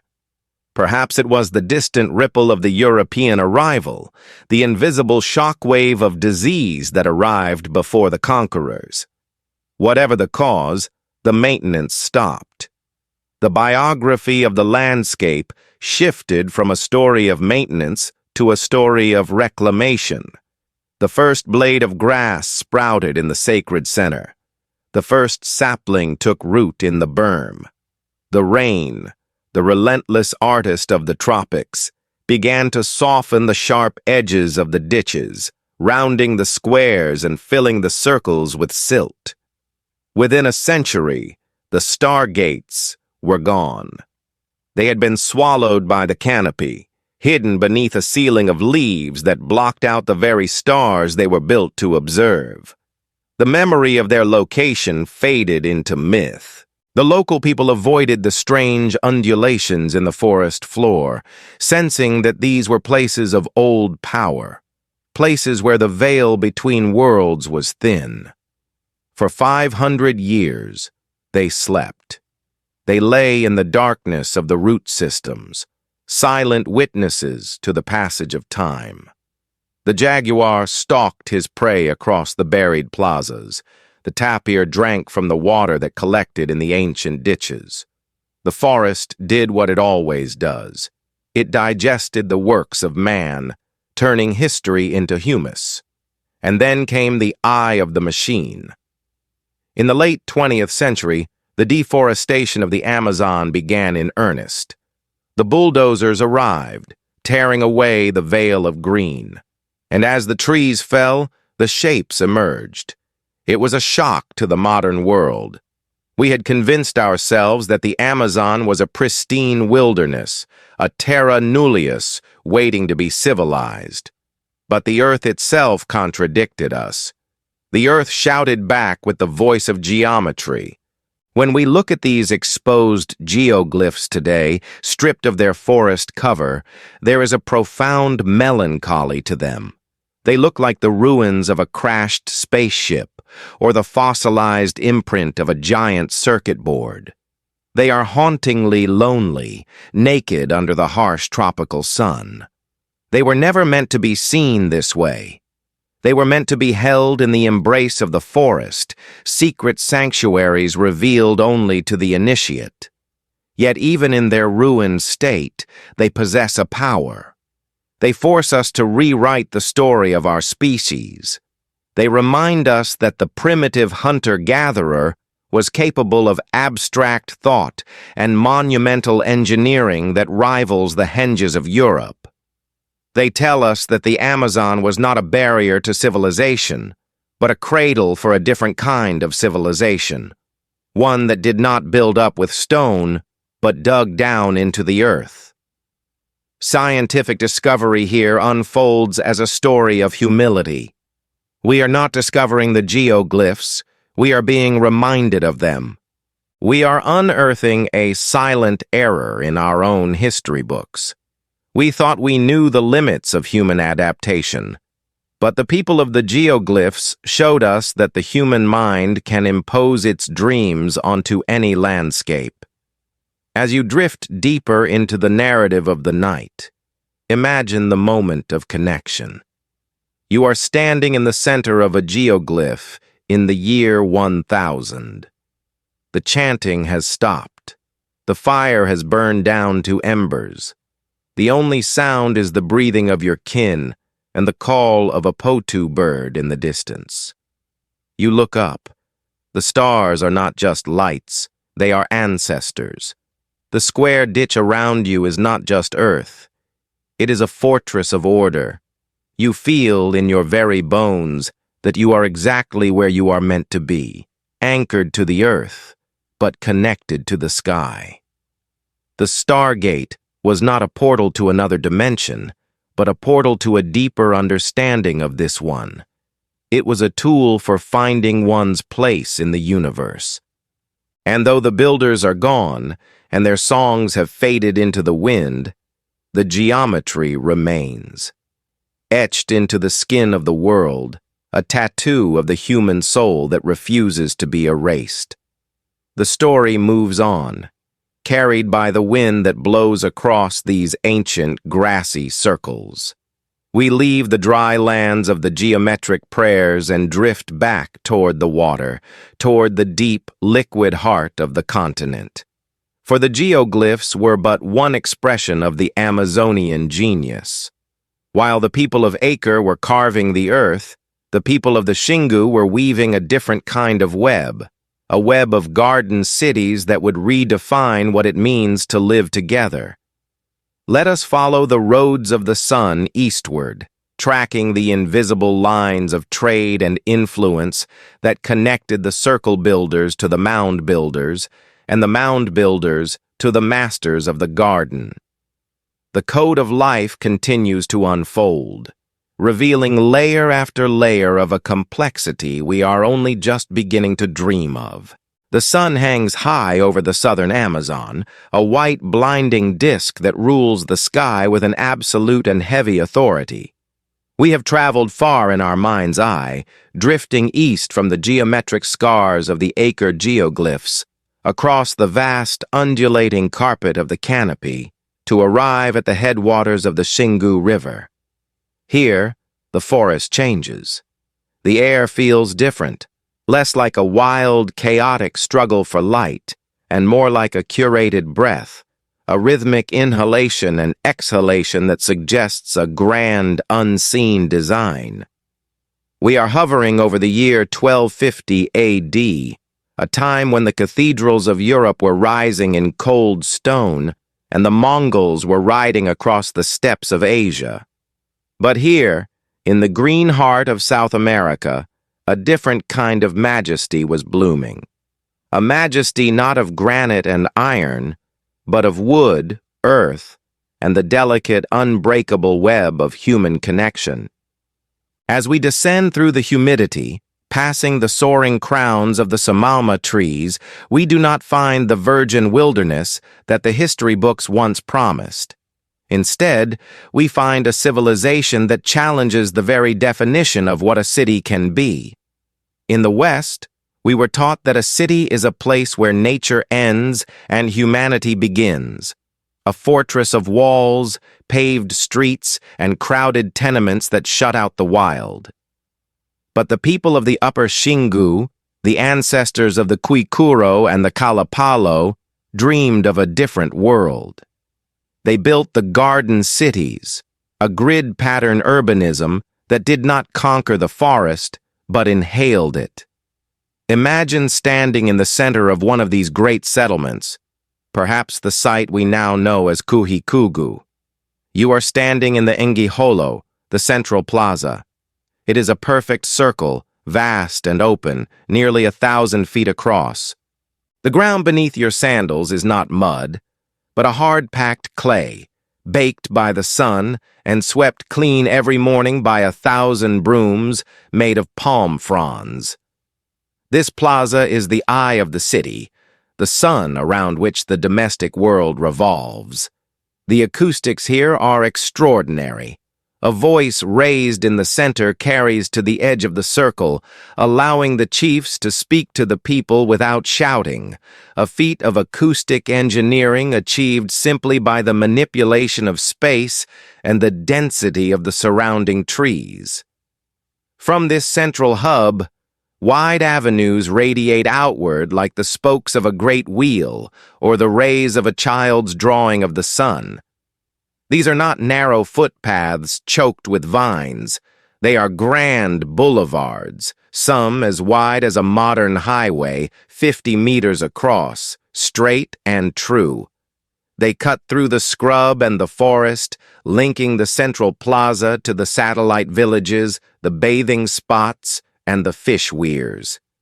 As you walk down one of these roads, you are struck by the geometry of the sacred canopy. The trees that line the road are not random. They are peki trees, heavy with their yellow, oily fruit. They are mangaba and genipapo.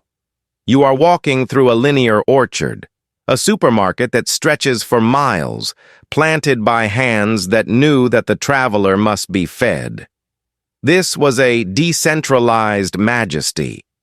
Unlike the suffocating density of medieval London or the vertical cliffs of the Mayan pyramids, the Xinguano city, was a horizontal sprawl. It was a galactic urbanism, where each village was a star in a constellation, connected to its neighbors by precise, calculated distances. A traveler could walk from one settlement to the next in exactly half a day, ensuring that no one was ever far from safety or shelter. It was a network of nodes, a biological internet of trade and marriage that spanned tens of thousands of square kilometers. Let us inhabit the biography of the body of a man living in this golden age. He is a master of two worlds. His skin is painted with the red paste of the annatto seed and the black dye of the genipape, creating geometric patterns that mirror the layout of his village. He is a walking map of his culture.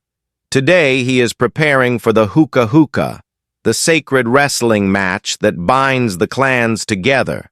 His body is not the body of a starving hunter-gatherer, perpetually on the edge of caloric deficit. He is robust, muscular, fed by a surplus of carbohydrates and protein that rivals any agricultural society in history.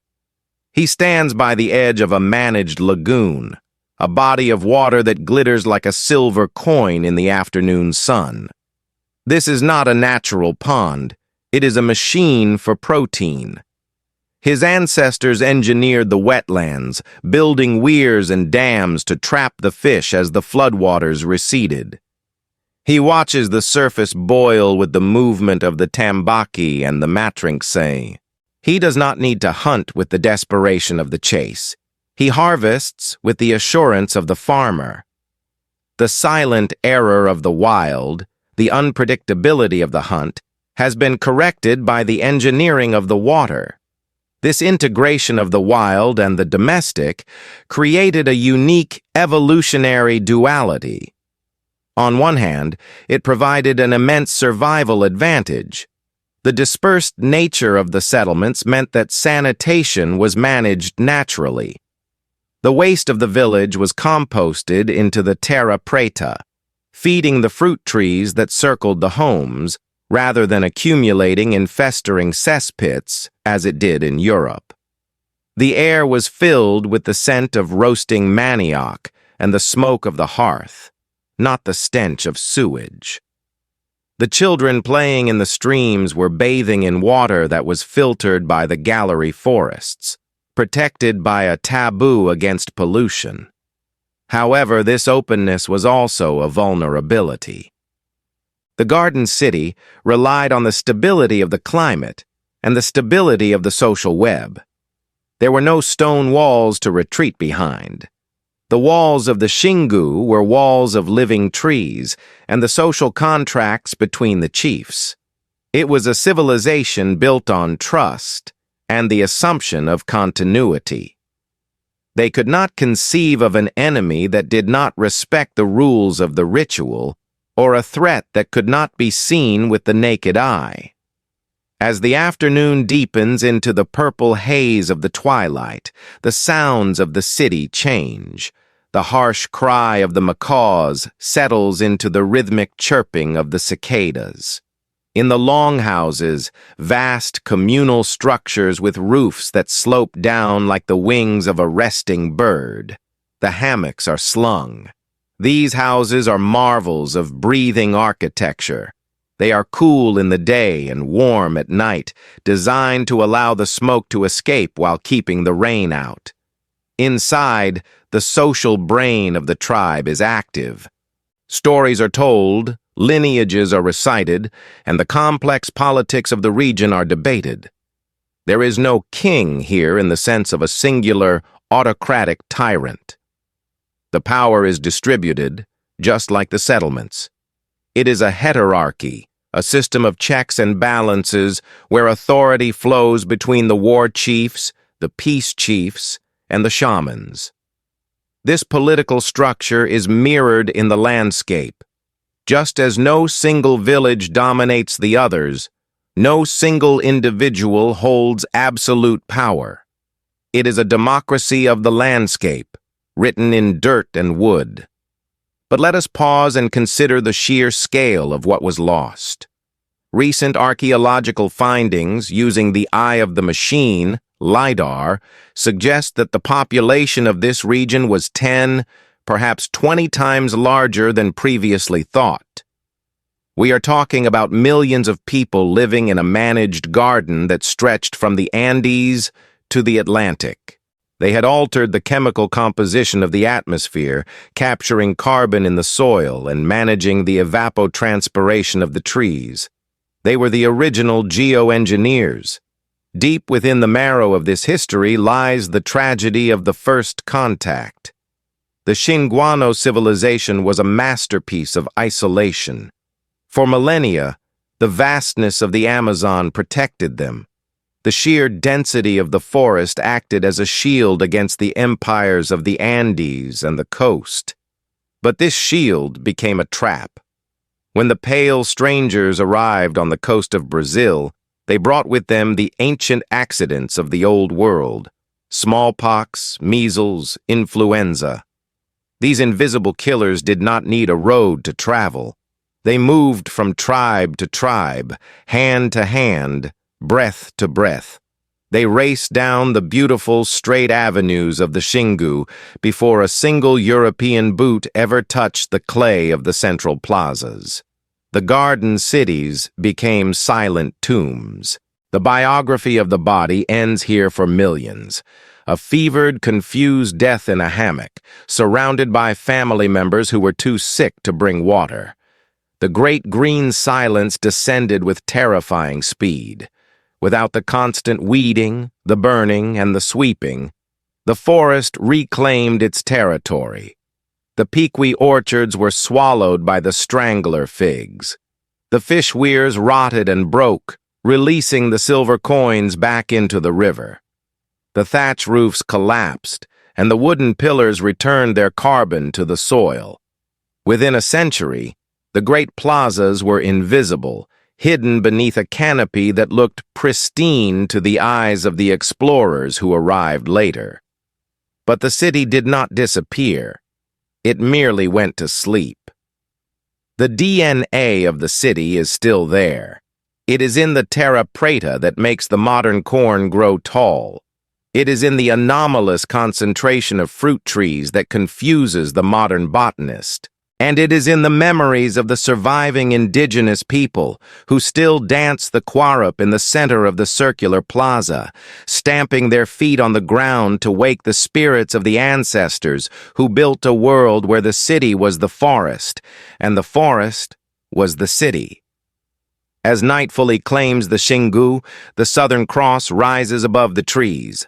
The same stars that guided the architects of the Geoglyphs and the Mound-Builders of the plains. We are left with a profound sense of deep-time humility.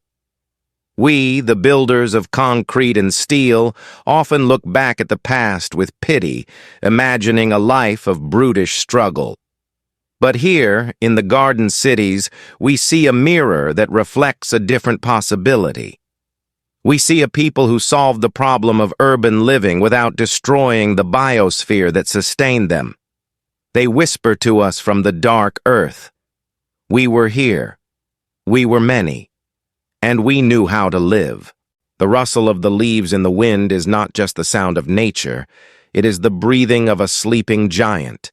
A civilization that waits patiently beneath the roots, its legacy carved not in stone, but in the living, breathing biology of the world itself. Drift with me now, away from the solid earth, away from the stability of the stone and the soil. We are moving toward the sound that defines the continent, a low, rhythmic, thrumming vibration that is felt in the chest before it is heard by the ear. It is the sound of water, not the gentle babbling of a brook, nor the crashing violence of the ocean's surf, but the deep, muscular push of a volume of liquid so vast it defies the imagination. We are standing on the banks of the great river, the Rio Mar, the River Sea. Here the water does not merely flow, it marches. It carries the melted snows of the Andes, the silt of the mountains, and the rainfall of half a continent, moving relentlessly toward the sunrise. To understand the civilization of the Amazon, one must first surrender to the physics of this water. In the deep time of the Pleistocene, when the world was locked in ice, the sea levels were lower, and this river carved a canyon through the land. But as the ice retreated and the world warmed, the valley filled, creating a labyrinth of channels, oxbow lakes, and flooded forests that became the stage for a new chapter in the human story. The people who lived here did not see the river as a barrier, nor as a boundary. To them, the water was the blood of the world, and they were the red blood cells that navigated its veins. In the modern world, we speak of taming rivers with concrete dams and steel locks. We view the water as a chaotic force that must be stopped, but the ancient Amazonians possessed a different kind of wisdom, a soft engineering that worked with the pulse of the hydrological cycle rather than against it. They were the masters of the waters, the architects of the flow. Picture the hands of an ancestor 5,000 years ago. These are not the hands of a stonemason, calloused by the chisel. These are the hands of a weaver, a shaper of wood and reed. He stands chest-deep in the warm, opaque water of a floodplain lagoon. He is building a weir, a fence made of palm stakes driven into the mud. To the untrained eye, it looks like a simple barrier. But to the eye of the hydraulic engineer, it is a masterpiece of biological understanding. The design of the weir is based on a profound knowledge of the biography of the fish. The builder knows that when the river rises, the fish will migrate into the flooded forest to feed on the falling fruit. He knows that when the waters recede, the fish will attempt to return to the main channel. The weir is a silent error inserted into this migration. It allows the water to pass through the gaps in the reeds, but it stops the fish. It is a valve, a one-way gate that turns the chaotic flood into a predictable harvest. Imagine the sensory experience of the harvest. The water level drops, revealing the top of the wooden fence. Inside the enclosure, the water boils. It is alive with the silver flash of the tambaki, the armored prehistoric shape of the catfish, and the massive red-scaled coil of the pirarucu, the giant arapaima that breathes air and fights like a trapped god.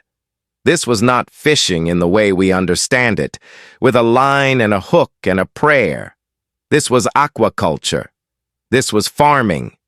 The creation of these artificial lagoons transformed the energetics of the civilization.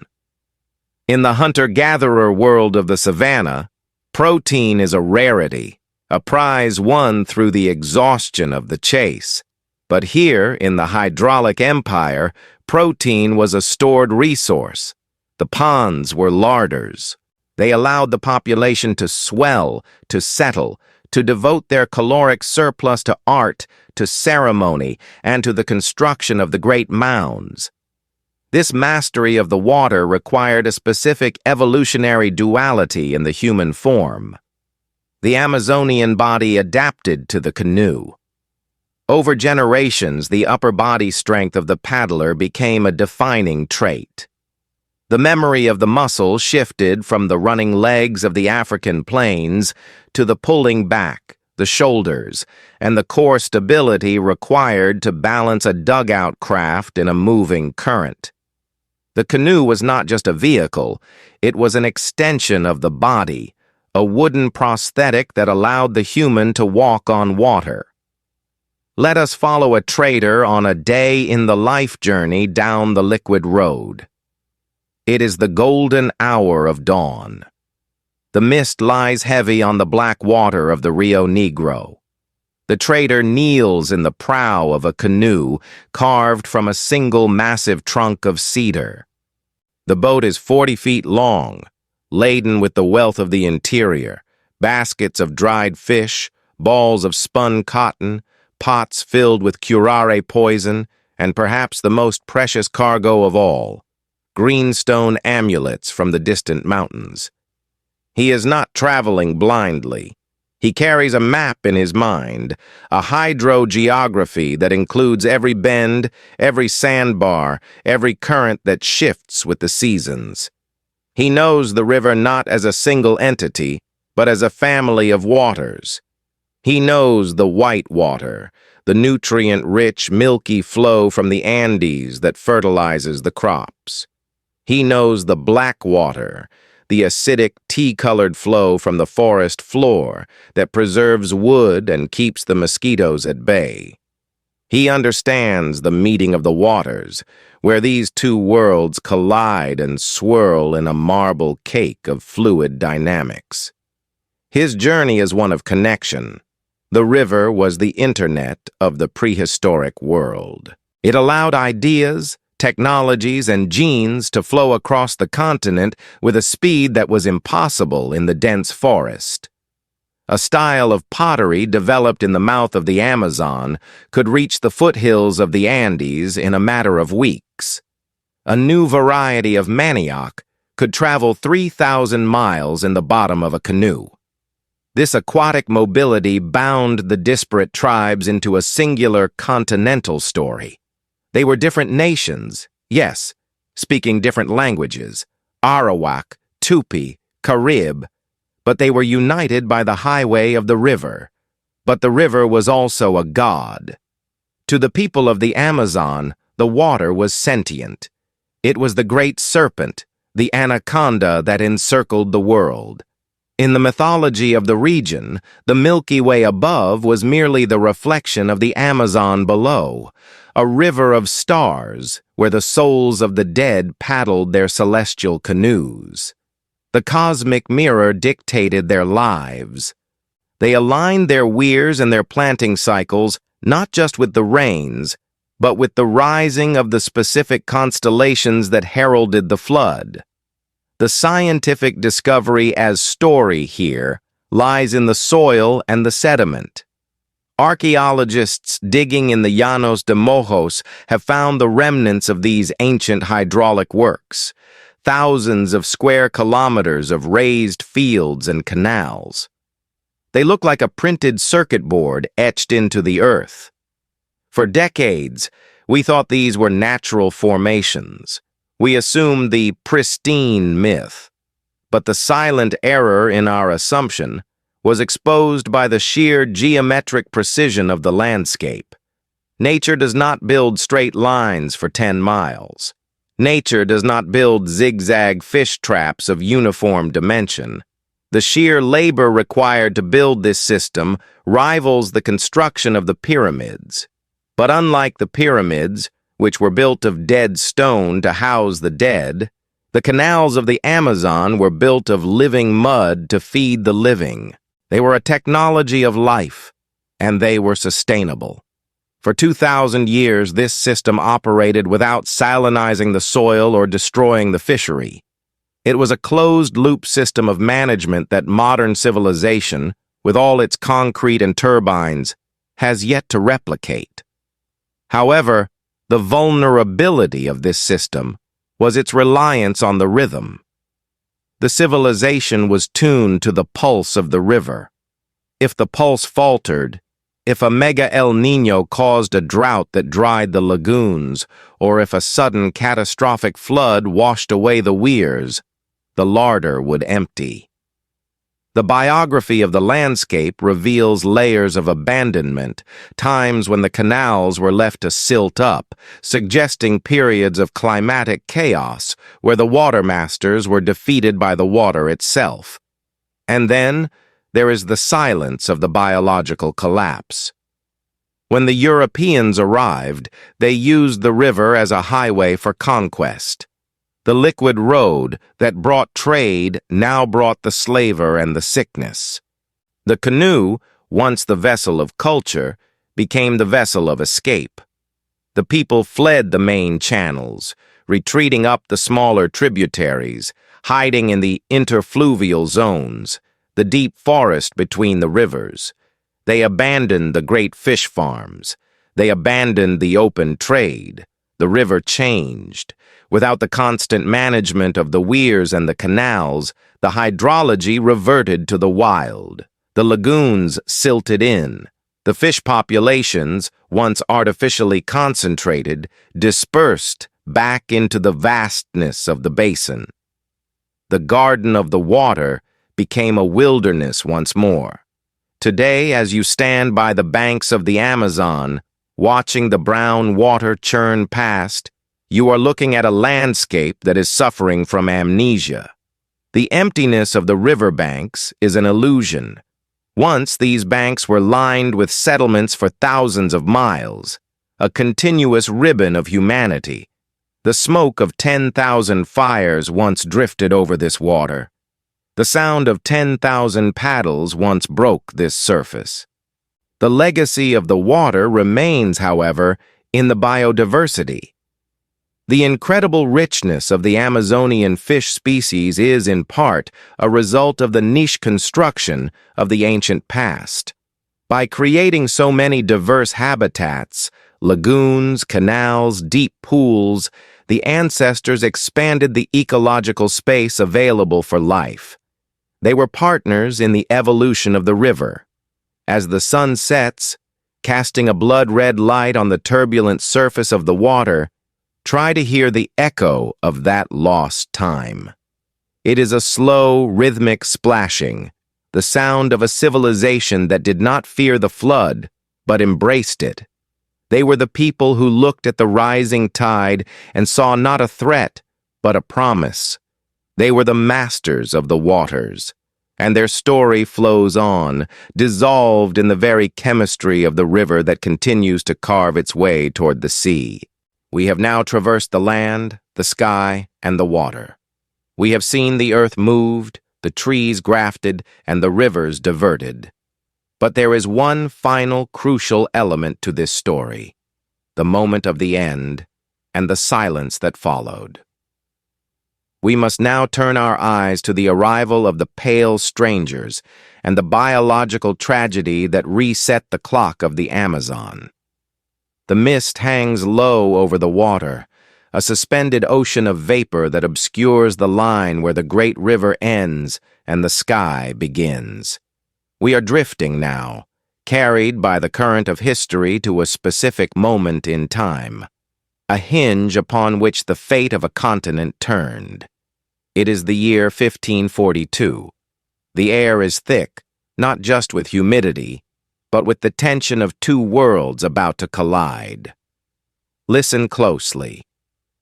Beneath the screaming of the macaws and the guttural roar of the howler monkeys, there is a new sound, a sound never before heard in the millions of years of the Amazon's existence. It is the creak of European oak, the flap of canvas sails heavy with rain, and the metallic clatter of Toledo steel against iron breastplates. Francisco de Orellana and his ragged band of conquistadors are drifting down the Napo River, spilling into the main artery of the Amazon. They are starving, desperate men, their leather boots rotting on their feet, their eyes burning with the fever of the search for El Dorado, the Golden Man. But as they round the great bends of the river, expecting only silence and shadow, they find something that stops the breath in their throats. They do not find a jungle. They find a civilization. Gaspar de Carvajal, the Dominican friar who chronicled this journey, dipped his quill into ink made darker by his own disbelief. He wrote of shining white cities that lined the banks for leagues, settlements so dense that the houses touched one another, forming a continuous urban ribbon. He described provinces so populated they could not be counted, with great roads leading inland, guarded by warriors in flotillas of thousands of canoes, their painted shields gleaming in the sun. For centuries, historians read these words and scoffed. They called Carvajal a liar, a fantasist, a man whose mind had been broken by hunger and heat. They looked at the pristine forest of the 20th century and said, "This is impossible. The soil is too poor. The jungle is too wild." But the friar was not lying. He was witnessing the final, glorious sunset of a world that had thrived for millennia. He was seeing the garden cities of the Xingu, the Mound-Builders of the Beni, and the great chiefdoms of the Tapajos at their zenith. What he did not know, and what the warriors lining the banks could not see, was that the boat carried a cargo far more deadly than the arquebuses or the swords of the Spanish soldiers. Traveling with them, invisible and silent, drifting on the very breath they exhaled, were the pale strangers. We must pause here to understand the biography of the body in this tragic moment. To understand the collapse, we must look deep into the microscopic history of the human immune system. For 15,000 years, ever since the ancestors of the Amazonians crossed the Bering Land Bridge during the last ice age, the peoples of the Americas had been biologically isolated. This isolation was a shield. It protected them from the great plagues that ravaged Europe and Asia, but it also exacted a heavy evolutionary cost. In the Old World, humans lived in close, filthy proximity to domesticated animals: cows, pigs, chickens. Over thousands of years, the viruses of these animals jumped the species barrier, becoming the scourges of smallpox, measles, and influenza. The bodies of Europeans and Asians became battlegrounds, scarred by generations of exposure, developing a genetic library of antibodies, a cellular memory of how to fight these invaders. But the people of the Amazon had no such library. They had no cows, no pigs, no horses. Their air was clean. Their bodies were naive in the strictest biological sense. They possessed no keys to unlock the defense mechanisms against these specific protein shells. The tragedy began not with a battle, but with a handshake, a traded piece of cloth, or perhaps simply a cough carried on the wind. Smallpox is a ghost. It can survive on a blanket for weeks. It can travel ahead of its human host, moving through the trade networks, the liquid roads we spoke of earlier, faster than a canoe can paddle. Imagine the day in the life of a trader in a village hundreds of miles downriver from Orellana's boat. He has never seen a white man. He has never heard the sound of a gun. He is a master of the river, his body honed by years of paddling, his skin rich with the nutrients of the fish and the fruit of the managed forest. He meets a runner from a neighboring tribe who gives him a bundle of dried fish in exchange for a pot of curare. The runner looks tired, his eyes glassy, his skin hot to the touch. They share a gourd of fermented manioc beer, passing the vessel from lip to lip in the ancient gesture of friendship. The trader returns home. He feels fine. The virus is a silent error, replicating in his cells, hijacking the machinery of his life to create millions of copies of itself. He walks through the central plaza of his village, greeting his wife, holding his child, speaking with the elders. He is a vector of the apocalypse. Days later, the fever begins. It is not the familiar malaria of the forest, which comes and goes. This is a fire that does not stop. Then come the sores. The biography of the skin changes from a smooth, painted canvas of identity to a painful, erupting landscape of lesions. Panic sets in. The shaman is called. He blows tobacco smoke over the body. He chants the songs that have healed the sick for 1,000 years. But the spirits do not answer. The silent error in the code of the virus is a language the shaman does not speak. The horror of the great dying is not just in the death of the individual, but in the death of the system. In a complex society like the Amazonian chiefdoms, Survival depends on the collective. Someone must weed the manioc. Someone must repair the fish weirs. Someone must process the bitter cassava to remove the cyanide. But when the virus strikes, it strikes everyone at once. Picture the village a week later. The silence is heavy. The fires have gone out. The hammock strings hang motionless. There is no one left with the strength to walk to the river to fetch water. The children cry in the dark, but no parents come to comfort them. The garden city, which required the daily rhythmic maintenance of 1,000 hands to hold back the forest, begins to fail. The weeds spring up in the manicured plaza. The ants invade the granaries. The fish traps break, and the protein escapes back into the wild. The spread of the disease was a wildfire in dry grass. It raced down the Amazon, up the Negro, along the Madeira. It moved through the geoglyph builders of Acre and the mound-builders of the Llanos. In many places, the plague arrived before the explorers. By the time the next wave of Europeans arrived, decades later, the shining white cities were gone. The populations had crashed by 90, perhaps 95%. This was a demographic collapse so profound it challenges the limits of our comprehension. It was as if the entire population of Europe had vanished in a single generation. The intricate web of chiefs, the oral histories, the astronomical knowledge, the secrets of the Terra Preta, much of it vanished into the grave. The survivors, traumatized and shattered, fled the riverbanks. They abandoned the great open settlements that were now filled with ghosts and retreated deep into the headwaters, into the interfluvial zones where the canopy was thickest and the isolation was deepest. They became the small tribes we know today. We look at the Yanomami or the Kayapo living in small, mobile bands, and we assume this is how they have always lived, in a timeless, primitive state. But this is a survivor's bias. These are the descendants of the refugees of the apocalypse. Their way of life is not a relic of the Stone Age. It is a post-apocalyptic adaptation to a world where the great civilization had shattered.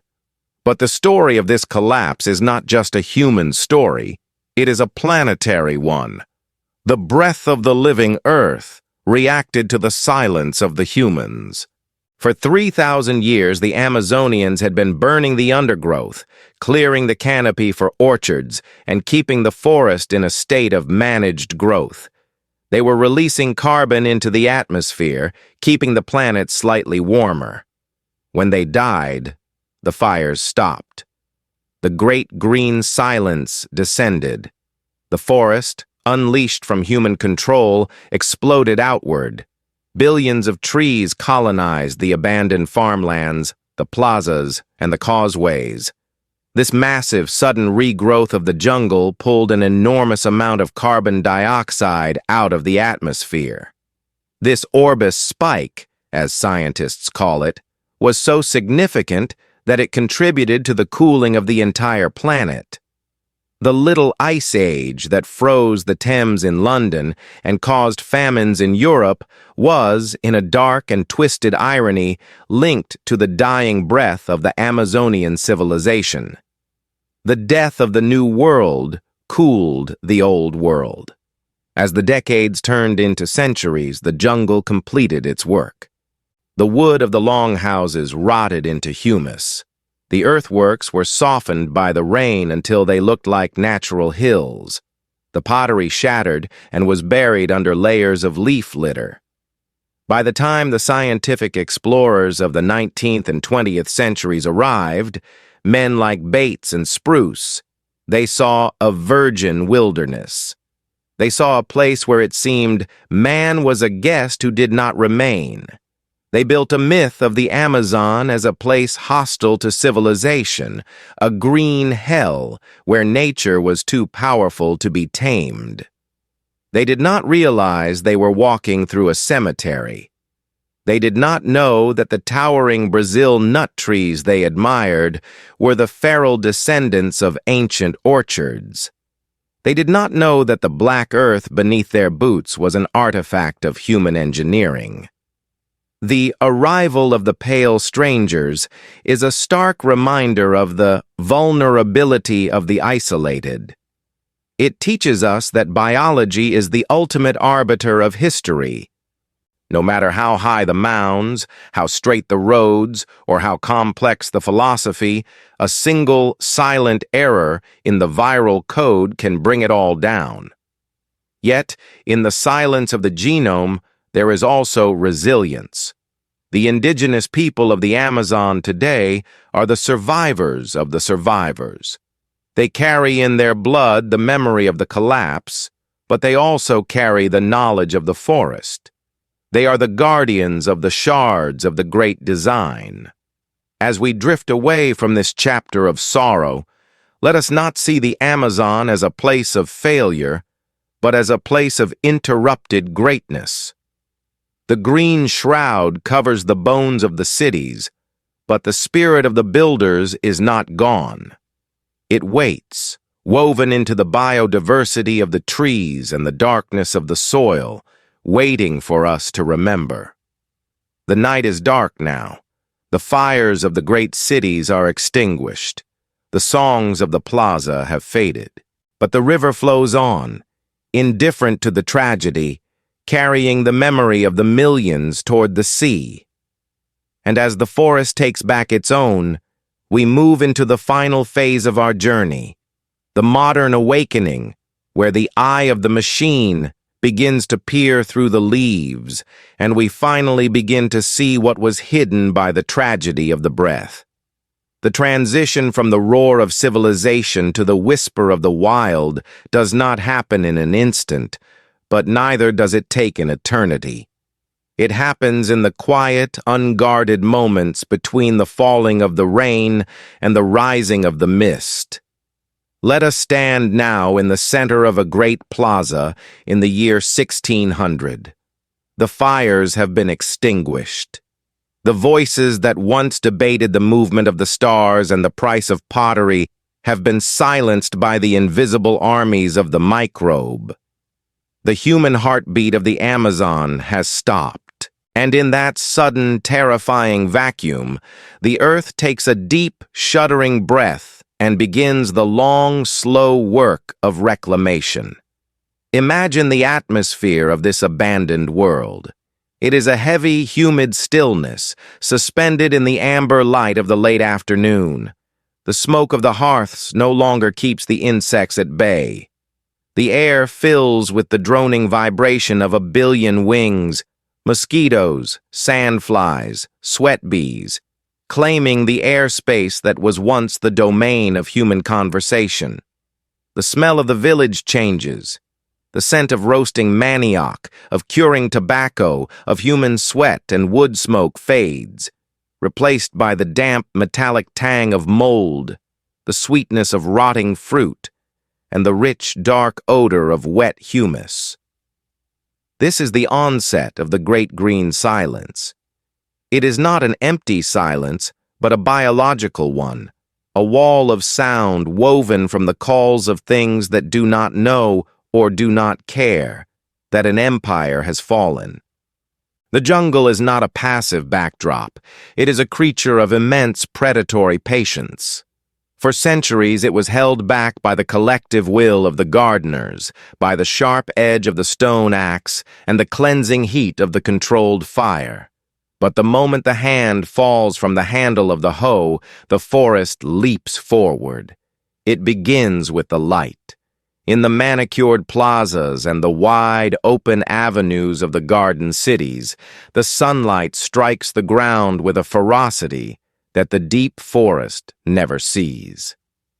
This light, once the catalyst for the crops of the human world, now becomes the fuel for the revolution of the wild. The first invaders are the pioneers, the scar tissue of the rainforest.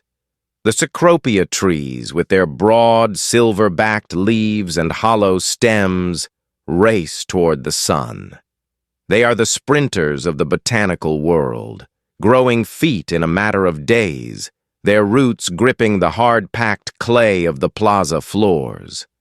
They cast the first shadows, cooling the earth, creating the microclimate that will allow the giants to follow. Alongside them come the vines, the lianas, the passion flowers, the morning glories. In the absence of the weeding hand, they become a green tide. They curl around the posts of the longhouses. They weave through the thatch of the roofs. They cross the straight lines of the causeways, erasing the geometry of man with the chaotic calligraphy of nature. Consider the biography of the house in this era of dissolution. The Amazonian home was a masterpiece of organic architecture, built to breathe, built to sway, built to return to the earth. It was not the stone tomb of the Maya or the granite fortress of the Inca, which defied time with cold sterility. It was made of the forest itself, hardwood pillars of masaranduba, rafters of palm, roofing of woven grass. These materials are mortal. They have a lifespan.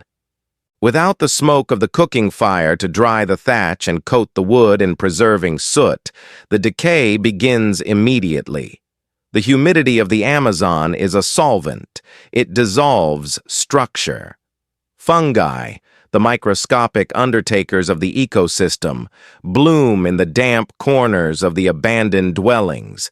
They digest the cellulose that once sheltered a family, breaking the rigid bonds of the wood back down into soft, yielding sponge. Termites, the blind architects of the underworld, rise from the soil. They build their mud tunnels up the sides of the beautifully carved posts, eating the history of the village from the inside out. There is a sound to this decay, if you press your ear close enough, a faint, rhythmic clicking, the sound of millions of tiny jaws recycling the civilization. One night, perhaps during a heavy storm when the thunder shakes the canopy, the first great roof collapses. It does not fall with the crash of stone, but with a wet, heavy sigh. The thatch, now heavy with moss and water, gives way. The sunlight pours into the interior of the longhouse, illuminating the ceramic urns that still stand in the corners, the hammocks that have rotted to threads, the flutes made of deer bone that will never be played again. This collapse is the signal for the next wave of invasion. The forest floor rises to meet the ruin. Ferns unfurl in the sleeping quarters. Saplings take root in the ash of the cold hearths. The distinction between inside and outside evaporates. The home becomes a hillock. The hillock becomes a floor for the forest. As the years stretch into decades, the biography of the landscape undergoes a profound shape-shifting. The straight lines are the first to go. Nature abhors a straight line. It loves the fractal, the curve, the tangle. The causeways, those great earthen highways that once connected the galaxy of villages, are targeted by the roots of the kapok and the fig. The roots are slow hydraulic wedges. They seek the path of least resistance, prying apart the packed earth, lifting the clay, breaking the level surface that was once smoothed by the feet of traders and messengers. The canals, once kept deep and clear by the labor of the community, begin to choke. The floating meadows of water hyacinth drift in, blocking the flow. The silt, no longer dredged by human hands, settles in the bottom. The sharp definition of the canal bank softens, slumping back into the swamp. The mirror of the water becomes a marsh, and the marsh becomes a meadow, and the meadow becomes a forest. But this erasure is not just a physical process. It is an ecological rewilding. As the human scent fades, the smell of smoke, of dogs, of noise, the animals return. They are cautious at first, ghosting through the edges of the clearing. The jaguar, the apex predator whose territory was once pushed back by the ring of firelight, reclaims the center. Imagine the great cat walking silently across the buried plaza, its golden eyes reflecting the moon, its paws pressing into the soil that covers the bones of the ancestors. The tapir, the ancient gardener of the forest, tramples through the overgrown gardens, eating the fallen fruit of the domestic orchards and spreading the seeds back into the wild. The monkeys, who once watched the villages from the safety of the high canopy, descend to the lower branches, chattering in the rafters of the ruining houses, reclaiming the vertical space. This is the evolutionary duality of the collapse. For the human species, this was a tragedy of unparalleled scale, a loss of knowledge, culture, and life that can never be recovered. But for the biosphere, it was a reprieve. The great green silence was a healing silence. The carbon that had been released by thousands of years of burning and clearing began to be sucked back into the growing tissue of the trees. The Orbeez spike, that dip in global atmospheric carbon recorded in the ice cores of Antarctica, is the chemical signature of this forest returning. The death of the Amazonian civilization literally cooled the earth. It is a haunting thought. The little ice age that froze the canals of Europe was, in part, a ghost of the Amazonian genocide, a climatic echo of the forest inhaling the ruins of its masters. Generations pass. The memory of the cities fades from the minds of the survivors. The remnants of the great chiefdoms, now living in small, mobile bands in the deep forest, look at the strange, elevated mounds covered in trees and tell stories of the first people, the giants, the spirits who moved the earth. They avoid these places, sensing the weight of the dead, or perhaps respecting the sacred prohibition of the past. The oral history shifts. The specific names of the kings and the architects are lost, replaced by the mythic time of the ancestors. The true history becomes a dream, and the dream becomes a taboo. By the time the calendar turns to the 18th and 19th centuries, the transformation is complete. The shining white cities of Carvajal are gone, replaced by a wall of green. And now, a new character enters our story, the scientific explorer. Men like Alexander von Humboldt, Henry Walter Bates, and Richard Spruce. They arrive in their canoes, carrying leather-bound journals, brass microscopes, and the heavy baggage of Victorian arrogance. They drift down the same rivers that Orellana traveled 3 centuries earlier, but they see a completely different world. To their eyes, the Amazon is the definition of the primeval. They see a trackless wilderness, a virgin land that has existed unchanged since the dawn of creation. They write poetic, sweeping passages about the majesty of the untouched forest, about the dominion of nature where man is but a transient guest. They look at the towering Brazil nut trees and marvel at nature's bounty, never realizing they are walking through an abandoned orchard. They look at the dark, rich soil along the riverbanks and assume it is a natural geologic formation, never dreaming it was mixed by human hands. This is the birth of the pristine myth. It is a hallucination born of timing. The explorers arrived at the exact moment when the camouflage was perfect. The jungle had had 300 years to bury the evidence. It acted as a giant living tomb, a verdant vault that locked the secrets of the past away from the prying eyes of the present. The explorers saw the green hell, or the Garden of Eden, but they never saw the Garden City. They saw the scattered nomadic indigenous tribes and assumed this was the eternal state of the Amazonian human. a noble savage living lightly on the land, incapable of building monuments or modifying the environment. They could not see the ghosts. They could not hear the silence of the plaza beneath the roots of the ceiba tree. They did not understand that the very biodiversity they were cataloging, the incredible concentration of useful plants, the palms, the fruit trees, was an artifact of the civilization they believed never existed. They were walking through a graveyard and calling it a wilderness. Let us zoom in on a single artifact to understand this burying. A ceramic burial urn painted with the complex geometric code of life of the Marajoara culture. It sits in the darkness of the earth, covered by a meter of soil.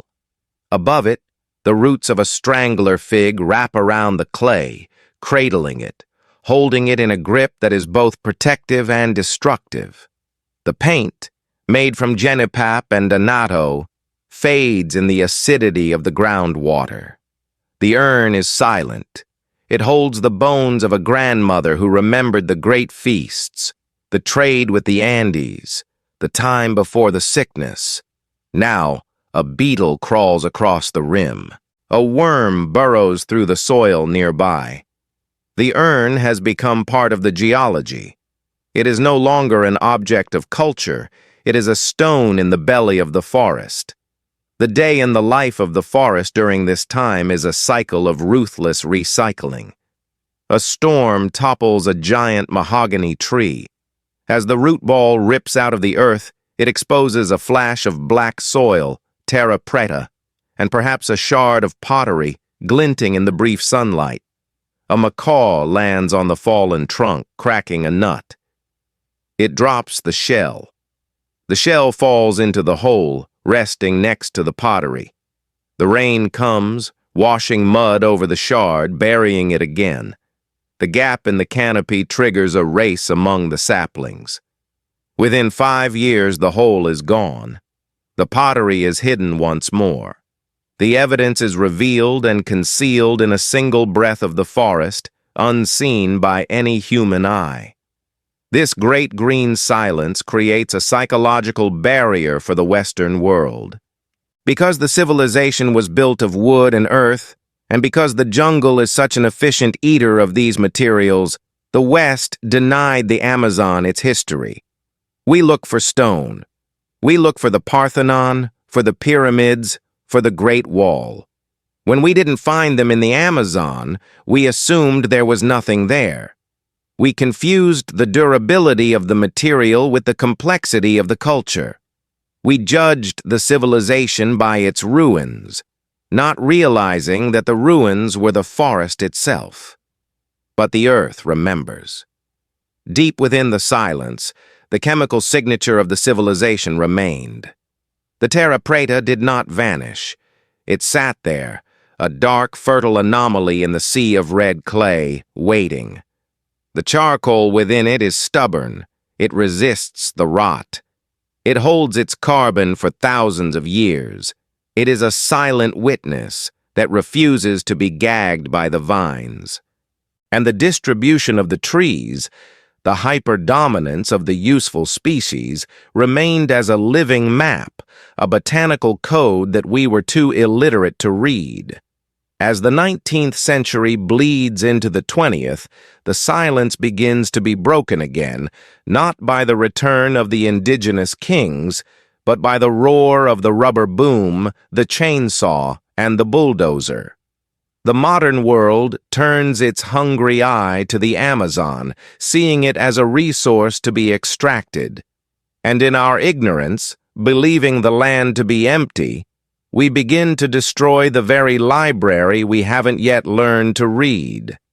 But before the noise of the modern machine age drowns out the past completely, let us hold this moment of the green shroud in our minds.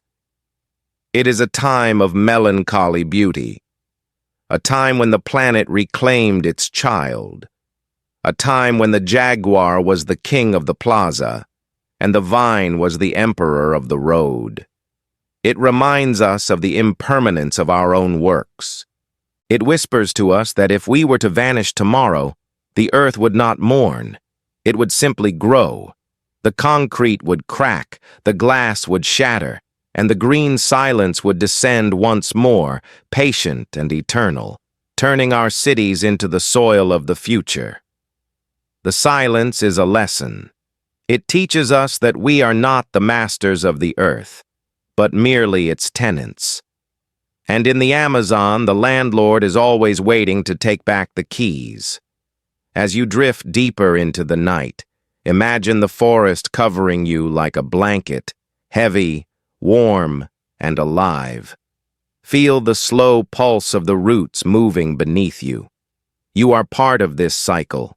You are made of the same carbon that built the longhouses and the same water that filled the lagoons. The silence is not an end. It is a pause, a deep restorative sleep before the next awakening. And now, as the great green silence holds the world in its embrace, we must prepare to peel back the veil. For the silence could not last forever. The eye of the machine was coming, a new way of seeing that would strip away the leaves and reveal the bones of the lost world. The laser was about to pierce the dark, and the ghosts were about to speak again. The history of our species is often a history of blindness. For thousands of years, we have walked the surface of this planet, confident in the belief that what we see with our eyes is the totality of the truth. We gaze upon the ocean and see only a flat, blue expanse, missing the mountains and canyons that lie beneath the waves. We look up at the night sky and see a smattering of static points of light, blind to the violent, swirling galaxies that fill the dark matter between them. And for 5 centuries, we looked at the Amazon rainforest and saw only a wall of green. To the European explorer, hacking his way through the undergrowth with a rusted machete, the jungle was a chaotic, illegible text. It was a green hell, a place where the vegetation was so thick, the humidity so oppressive, and the canopy so dense that vision was limited to the length of an arm. In this environment, the past does not just fade, it is actively devoured. The roots of the strangler fig, the mandibles of the termite, and the relentless dissolving power of the rain conspire to erase the footprint of man. A city built of wood and earth can disappear in a generation. A road can vanish in a decade. And so, because we could not see the ruins, we assumed they did not exist. We assumed that the Amazon had always been this way, a pristine, virgin wilderness, touched only lightly by the nomadic hunter, a place where civilization could never take root because the soil was too poor and the sun too fierce.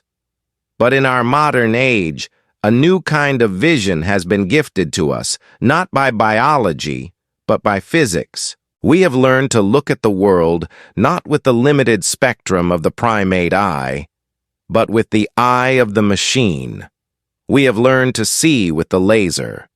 Drift with me now, up from the damp floor of the forest, up through the mid-canopy where the monkeys chatter in the twilight, up through the emergent layer where the great harpy eagles nest, and into the open sky above.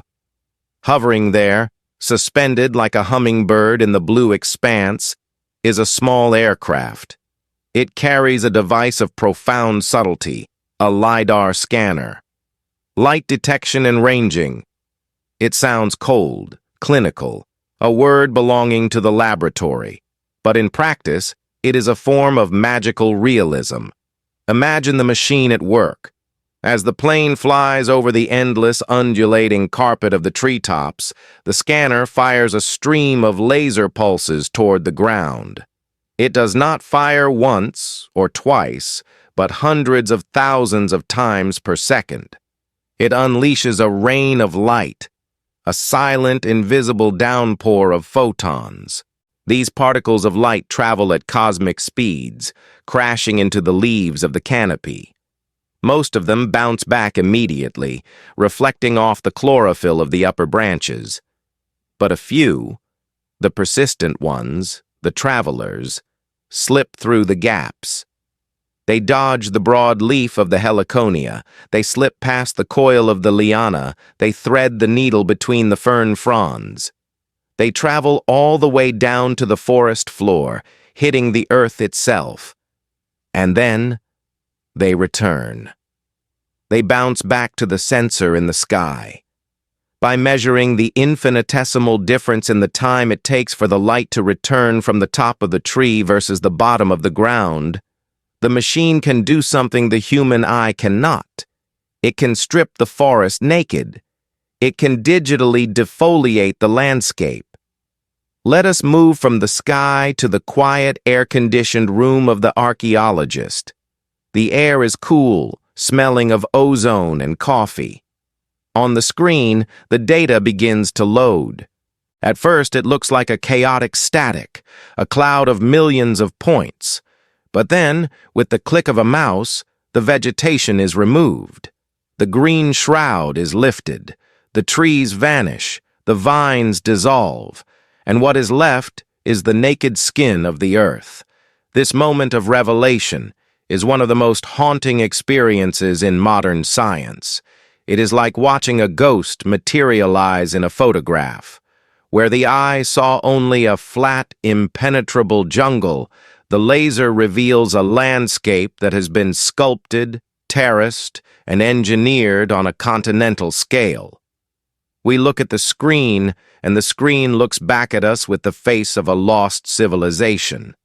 Focus your attention on the region of the Llanos de Mojos in Bolivia. For decades, men walked over these low, forest-covered hills, assuming they were natural undulations in the land. But under the gaze of the LiDAR, the hills sharpen into focus. They are not random. They are rectangular. They are square. They are perfectly circular. We see the ghosts of massive earthen platforms, some as large as the pyramids of Egypt, but built of mud and sweat. We see the fractal urbanism of a society that organized itself with the precision of a circuit board. The data reveals a biography of the landscape that rewrites the history books. We see canals, long straight lines etched into the bedrock, that connect the river systems for miles. These were not game trails. They were superhighways of water, dredged and maintained by a central authority. We see reservoirs, vast artificial lakes designed to trap the harvest of the flood. We see causeways, raised roads that radiate outward from the central mounds like the spokes of a wheel, connecting settlements in a web of commerce and kinship. It is a shock to the system. We are forced to confront the evolutionary duality of our own perception. We thought we were the first to master this landscape, but we were merely walking on the roof of a buried mansion. The LiDAR shows us that the Amazon was not a void. It was a hive. It was a densely populated, interconnected world where the boundary between the natural and the artificial had been completely erased. Consider the day in the life of the data itself. A single pulse of laser light, traveling from the sensor to the ground, strikes the edge of a defensive ditch built in the year 1200 AD. That ditch was dug by a man who feared for his family, who sweated under the noon sun, whose hands were blistered by the wooden spade. He died. His children died. The forest returned. The ditch filled with leaves. The memory of the war was lost, but the shape of the fear remained carved in the clay. The photon hits that shape, bounces back, and 500 years later, a scientist in a laboratory in London or Sao Paulo sees the line on a map and whispers, "They were here." This technology allows us to engage in a kind of necropolitics of memory. We are giving a voice back to the silenced. For centuries, the narrative of the Amazon was controlled by the empty earth theory, the idea that the indigenous people were few in number, primitive in technology, and incapable of large-scale social organization. This theory was convenient for the colonizers. If the land was empty, it was free for the taking. But the laser does not lie. The laser shows density. It shows that in some regions, the population density of the pre-Columbian Amazon rivaled that of medieval Europe. We see settlements that are spaced with mathematical regularity, suggesting a deep understanding of resource management. They did not crowd together until they exhausted the soil. They spread out, creating a garden city model that integrated the farm, the forest, and the home. We see the silent errors of their engineering as well. Canals that were abandoned when the river shifted course. Settlements that were fortified in times of stress. The landscape is a palimpsest, a manuscript that has been written over, erased, and written over again. The LiDAR allows us to read the original text. But there is a melancholy to this eye of the laser. It reveals the scale of the tragedy. When we see the sheer number of house mounds, the density of the roads, and the complexity of the fish weirs, we realize the magnitude of the great dying. Each of those mounds represents a family, a lineage, a story. When the diseases arrived, these structures became tombs. The forest that grew over them is a blanket pulled over the face of the dead. To see the Amazon this way is to experience a shift in our deep time perspective. We can no longer look at a tree and see just a tree. We wonder, is this tree growing out of a plaza? Is that hill a temple? Is this depression in the ground the remains of a reservoir that once watered 1,000 souls? The landscape becomes charged with meaning. The green silence is filled with the echoes of the past. The scientific discovery here is not just about archaeology, it is about ecology. The LiDAR data shows us that the forest composition itself is different on these ancient sites. The trees that grow on the dark earth of the mounds are different species than the trees that grow in the wild clay. The legacy of the body of the ancient people, their waste, their fires, their bones, has changed the chemistry of the soil so profoundly that it dictates which trees can grow there today, 5 centuries later. The ancestors are still gardening, reaching up from the grave to shape the canopy. As we drift over the virtual landscape, watching the digital trees vanish and the ancient cities emerge, we are struck by the fragility of civilization. The people of the mounds thought they were building forever. They moved millions of tons of earth, thinking that their work would stand the test of time. And in a way, it has. But it was hidden. It required the most advanced technology of the 21st century to rediscover the technology of the 12th. It reminds us that our own cities, our skyscrapers of glass and steel, our asphalt roads, are also transient. If we were to vanish, the moss would return. The roots would pry apart the concrete.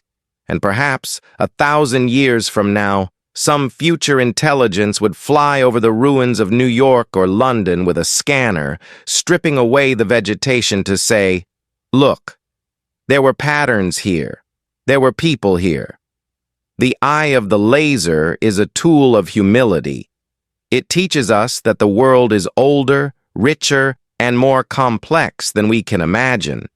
It peels back the green shroud to reveal that the Amazon is not a wilderness, but a garden that has gone wild. It is a heritage site of the human species, a place where our ancestors experimented with a way of living that was both high density and high sustainability. As the scan finishes and the map is complete, we are left with a new map of the world. It is a map where the blank spaces have been filled with the evidence of human genius. The ghosts are no longer invisible.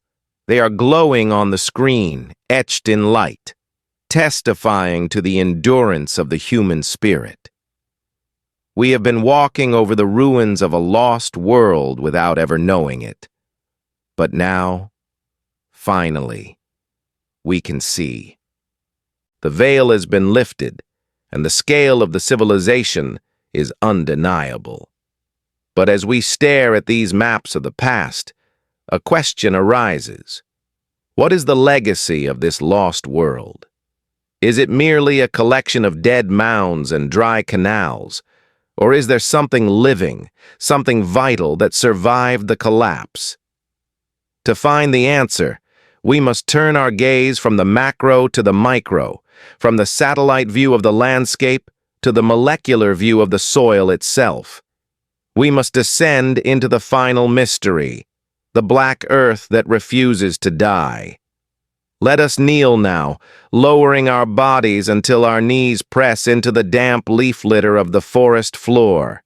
We have spent much of this journey with our eyes cast upward, toward the canopy, toward the stars that guided the geoglyphs, and toward the laser-scanning aircraft that pierced the veil of the green. But the final secret, the most enduring legacy of this lost civilization, does not lie in the sky. It lies beneath our fingernails. It is found in the dirt. In the soft, filtered light of the 21st century, we return to the physical reality of the ground. Take a handful of the earth here. In the vast majority of the Amazon, the soil is a pale, exhausted red, a clay known as oxysol. It is old, weathered by millions of years of punishing rain that has washed away the calcium, the magnesium, and the phosphorus. It is a soil that struggles to hold on to life, a hungry earth that devours organic matter and leaves little behind. This is the soil that convinced the early ecologists that the Amazon could never sustain a civilization. It was a biological desert disguised as a paradise. But move your hand a few miles to the east, to a bluff overlooking the river, where the ancient pottery shards crunch softly underfoot. Dig down past the root mat. Here, the earth changes.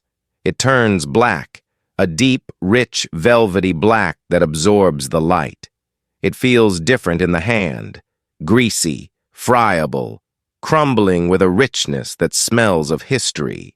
This is the Terra Preta do Indio, the Indian Black Earth. This soil is an anomaly.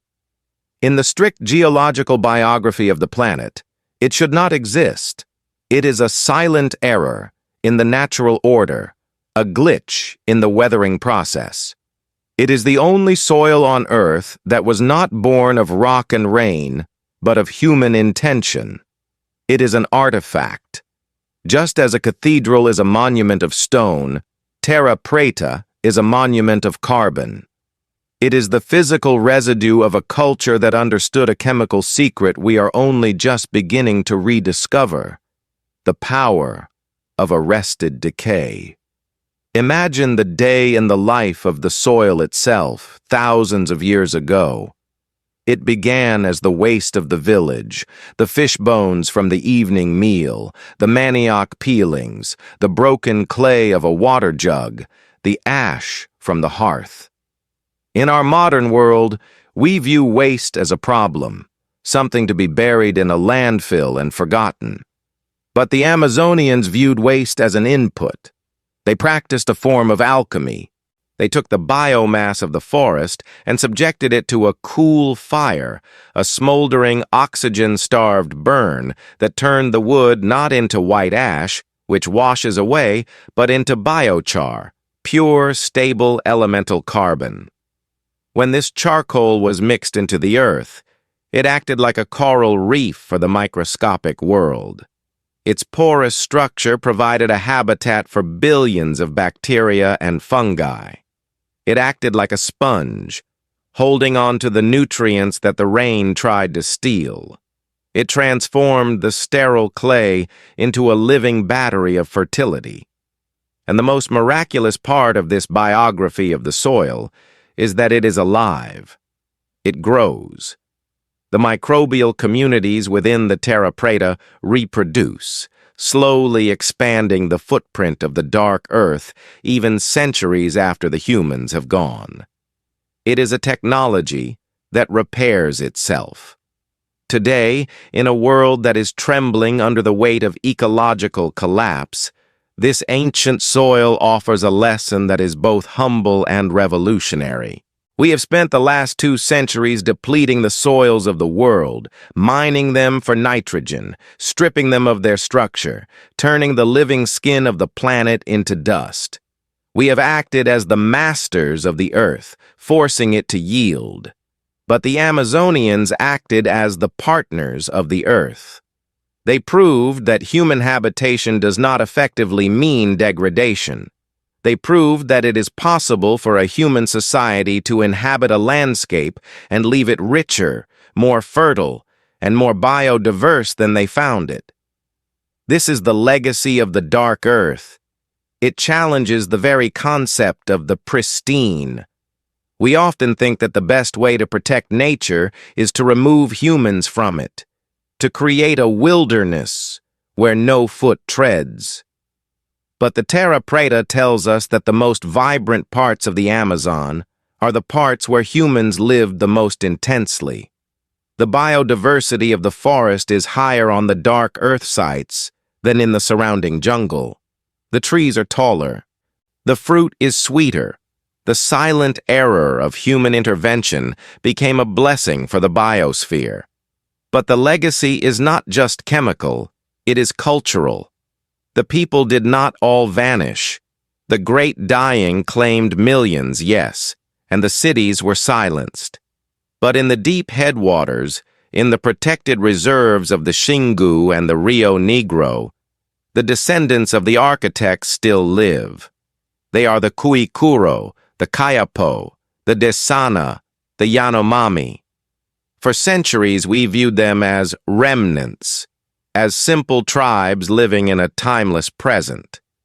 But we now know they are the guardians of a shattered but living library. Walk with me into a modern Cuicuro village in the Upper Xingu.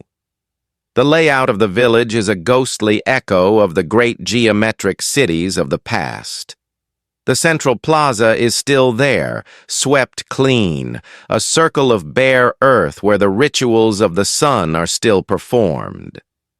The biography of the body of the elder who greets you is written in the same genetic code as the Mound-Builders. When he plants his manioc garden, he looks for the dark earth.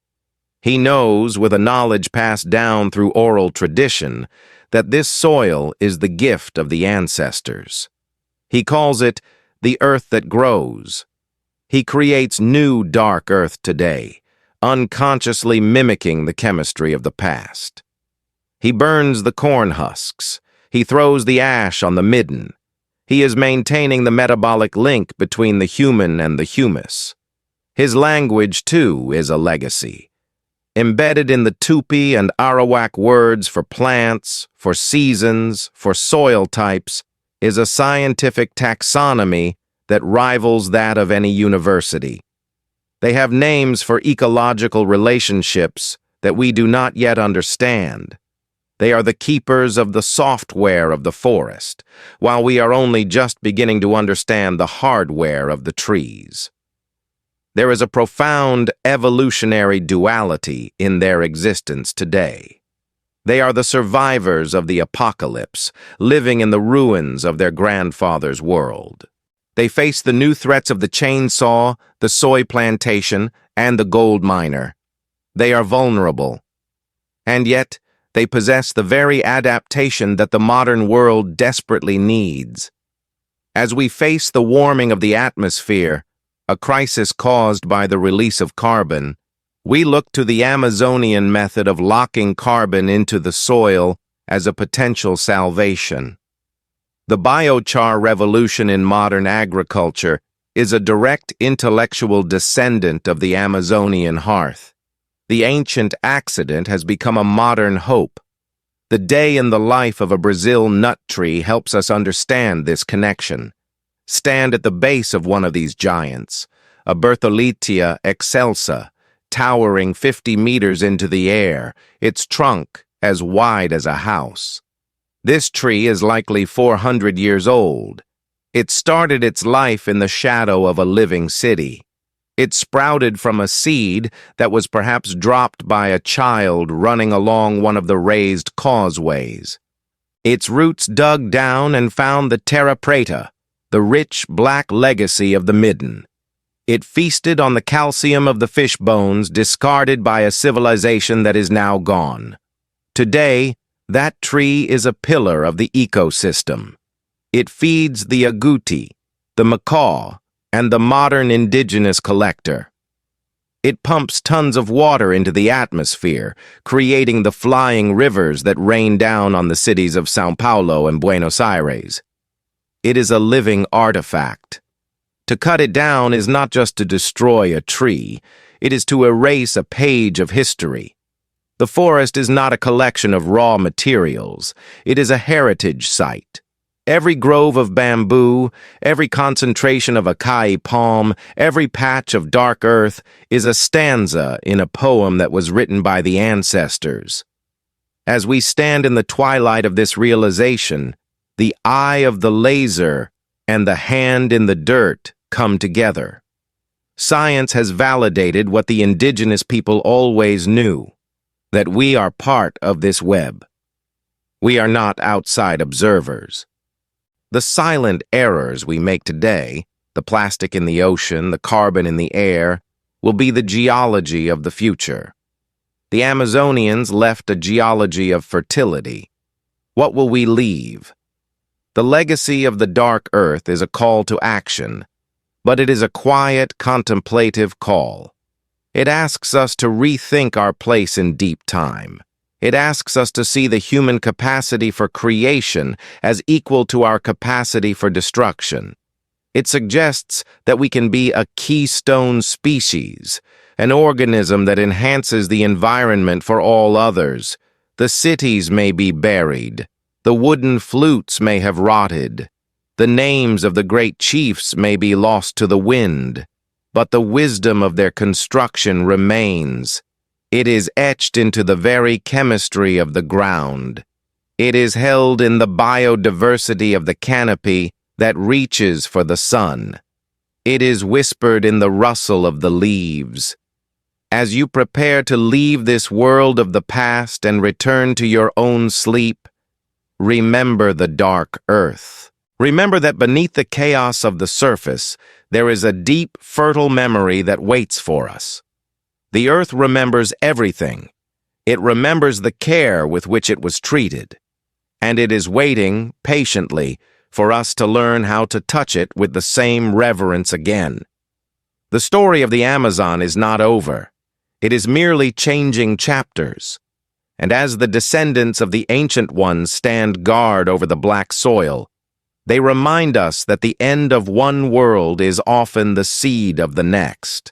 The great burning eye of the sun has finally closed, dipping below the jagged, snow-capped spine of the Andes in the far west. The heat of the day, which held the jungle in a shimmering, humid grip, begins to release its hold, rising like a phantom into the upper atmosphere. In its place, a coolness descends. A gentle, heavy blanket of air that smells of ozone, wet orchid petals, and the deep, musky perfume of the night-blooming jasmine. We have traveled far together, drifting down the river of time, from the Ice Age tundra to the bustling plazas of the garden cities, and finally to the stark, laser-illuminated maps of the modern age. But now, the maps are folded away. The machines are silent. The data screens have faded to black. We are left with the only truth that ultimately matters, the night, the forest, and the rhythm of your own breathing. As the moon rises over the winding serpent of the Amazon River, casting a path of liquid silver across the turbulent brown water, the jungle settles into its nightly chorus. This is not the silence of emptiness. It is the silence of a different kind of life. It is a green lullaby, composed of a million tiny frictions, the rubbing of cricket wings, the rustle of the armadillo in the dry leaves, the soft, ghostly call of the potu bird perched on a dead branch. The shadows of the trees stretch long and distorted over the earthen mounds and the hidden plazas, and the boundary between the past and the present begins to blur. In this blue-black light, the years dissolve. The 5 centuries of separation between us and the builders of the dark earth evaporate like mist. We are not observers looking down on a specimen. We are the children of a world that is much older, much stranger, and much more crowded with spirits than we once believed. Drift with me into the biography of the night.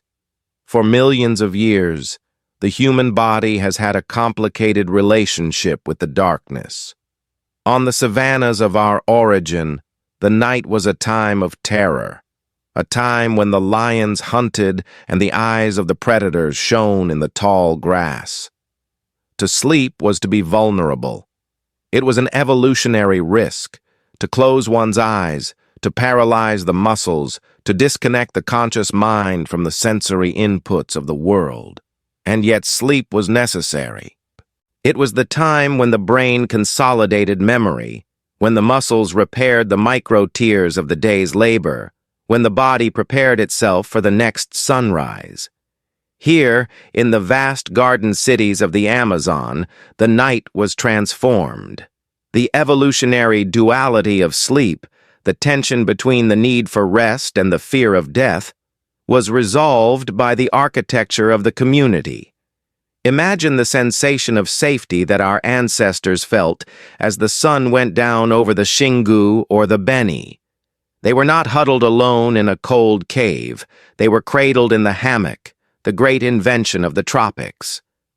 The hammock lifts the sleeper off the ground, away from the snakes and the damp earth, suspending them in a gentle, swaying embrace that mimics the movement of the womb. Picture a night in the life of a family in the year 1200. The longhouse is a cavern of shadows, illuminated only by the dying embers of the central hearth. The smoke hangs in the rafters, a protective veil that keeps the mosquitoes at bay. 50 people sleep here, grandmothers, fathers, children, cousins, their breathing synchronizing into a collective rhythm. The sound of the forest is outside, kept at bay by the walls of thatch and the palisade of living trees. The night watchman walks the perimeter, his footsteps soft on the swept clay of the plaza. He is the guardian of the dream. Because of him, because of the walls, because of the social contract that binds the tribe together, the people can surrender to the sleep of the just. They can dream of the harvest, of the river, of the stars. And what stars they saw? Look up now, in your mind's eye, through the gaps in the canopy. The artificial light of our modern world has stolen the sky from us. But here, in the deep past, the heavens are a crushing weight of glory. The Milky Way is not a distant smudge. It is a roaring river of diamond dust, a celestial mirror of the Amazon itself. The indigenous astronomers looked up and saw not just points of light, but dark constellations, the shapes formed by the black voids between the stars. They saw the great emu, the anaconda, the jaguar. They understood that their lives were tethered to these cosmic cycles. The rising of the Pleiades was not just a visual event, it was a command to plant. The zenith of the sun was a command to harvest. As you drift deeper into relaxation, Imagine the slow clockwork turning of this great wheel above you, ticking off the seconds, the centuries, the millennia. Beneath you, the earth is not sleeping.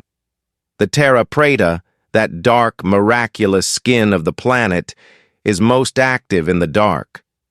While the photosynthesis of the canopy pauses, the respiration of the soil begins. Billions of microbes, the invisible descendants of the ancient alchemy, are breaking down the leaf litter, unlocking the nutrients, feeding the roots of the Brazil nut and the mahogany.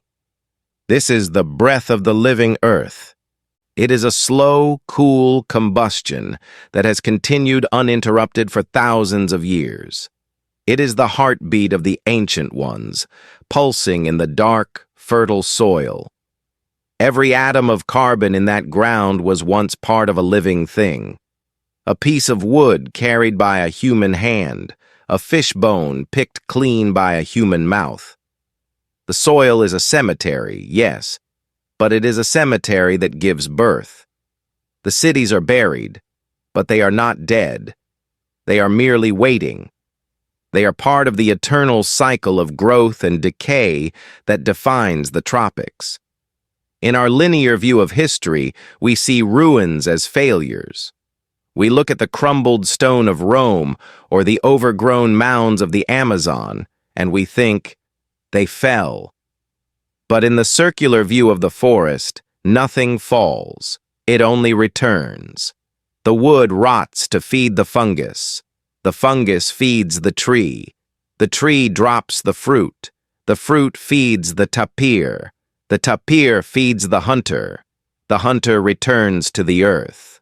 The Garden City was not a conquest of nature. It was a temporary arrangement of nature's materials, a loan taken out from the bank of the biomass, which has now been repaid with interest. There is a profound comfort in this realization.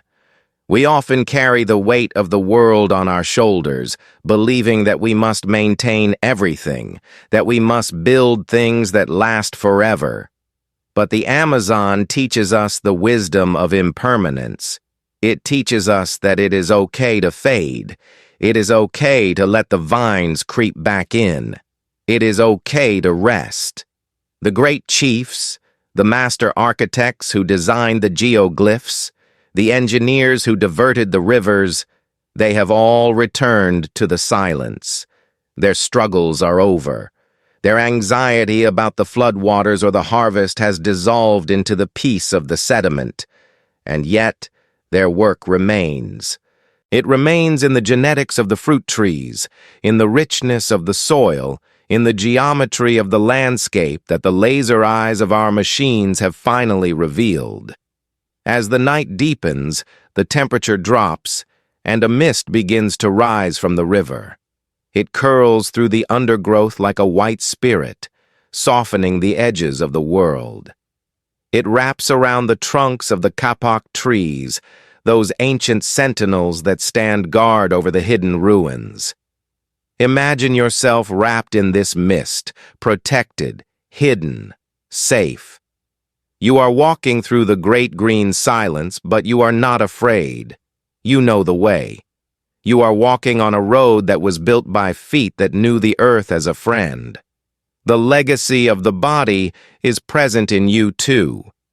The same evolutionary biology that allowed the Amazonians to adapt to the heat, to the river, to the forest, is the biology that allows you to breathe, to think, to dream. You are part of this lineage. You are a survival machine, refined by millions of years of trial and error. But even survival machines need to power down. Even the jaguar sleeps. Even the river slows its pulse in the dry season. Listen to the sounds of the sleep of the ancients. It is the sound of the rain beginning to fall, high up in the canopy, a distant, rushing whisper that draws closer and closer until it becomes a steady, rhythmic drumming on the leaves. It is a sound that has washed over this continent for eons. It washed over the giant sloths of the Pleistocene. It washed over the fires of the first settlers. It washed over the gold-hungry armor of the conquistadors. And now it washes over the silence of the ruins. The rain is the great equalizer. It cleanses the air. It settles the dust. It connects the sky to the earth in a liquid thread. As the water hits the ground, it filters down through the layers of history. It passes through the leaf litter of the present day. It passes through the layer of red clay deposited by the floods of the last century. It passes through the layer of dark earth, touching the charcoal and the pottery shards of the year 1000. It passes through the deeper sandy soils of the time before humans. It is a vertical journey through deep time, and in its passage, it connects everything. The water you drink today has passed through the bodies of the ancestors. The air you breathe has been exhaled by the trees they planted. We are finally seeing the true face of the Amazon, a face that was hidden for half a millennium. But tonight, we do not need to analyze it. We do not need to map it. We only need to feel it. The forest is not a wilderness. It is a home. It is a bedroom that has been prepared for you by 1,000 generations of gardeners. The walls are made of mahogany. The roof is made of stars. The bed is made of the most fertile earth on the planet. So let the eye of the laser close. Let the questions of the pale strangers fade away. Let the tragedy of the collapse dissolve into the healing embrace of the deep time. The silent error of the virus has done its work, and the green shroud has done its work. And now the earth is at rest. You are standing on the edge of the Plaza of the Sun in the ancient city of Kuhikugu. The fires are out. The people are sleeping. The only light comes from the fireflies, drifting like wandering souls through the humid air. You feel the presence of the civilization not as a ghost, but as a warmth, a reassurance. They were here. They lived. They loved. They built. And then they slept. Now it is your turn. The biography of the body demands it. Your muscles are heavy, filled with the good fatigue of the journey. Your eyelids are weighted with the gravity of the earth, the sounds of the modern world, the traffic, the hum of electronics, the worry of the future, are receding, drowned out by the gentle, rhythmic thrumming of the Amazonian night. The river is flowing. It flows from the mountains to the sea, carrying the memory of the snow and the silt of the stone. Let your thoughts flow with it.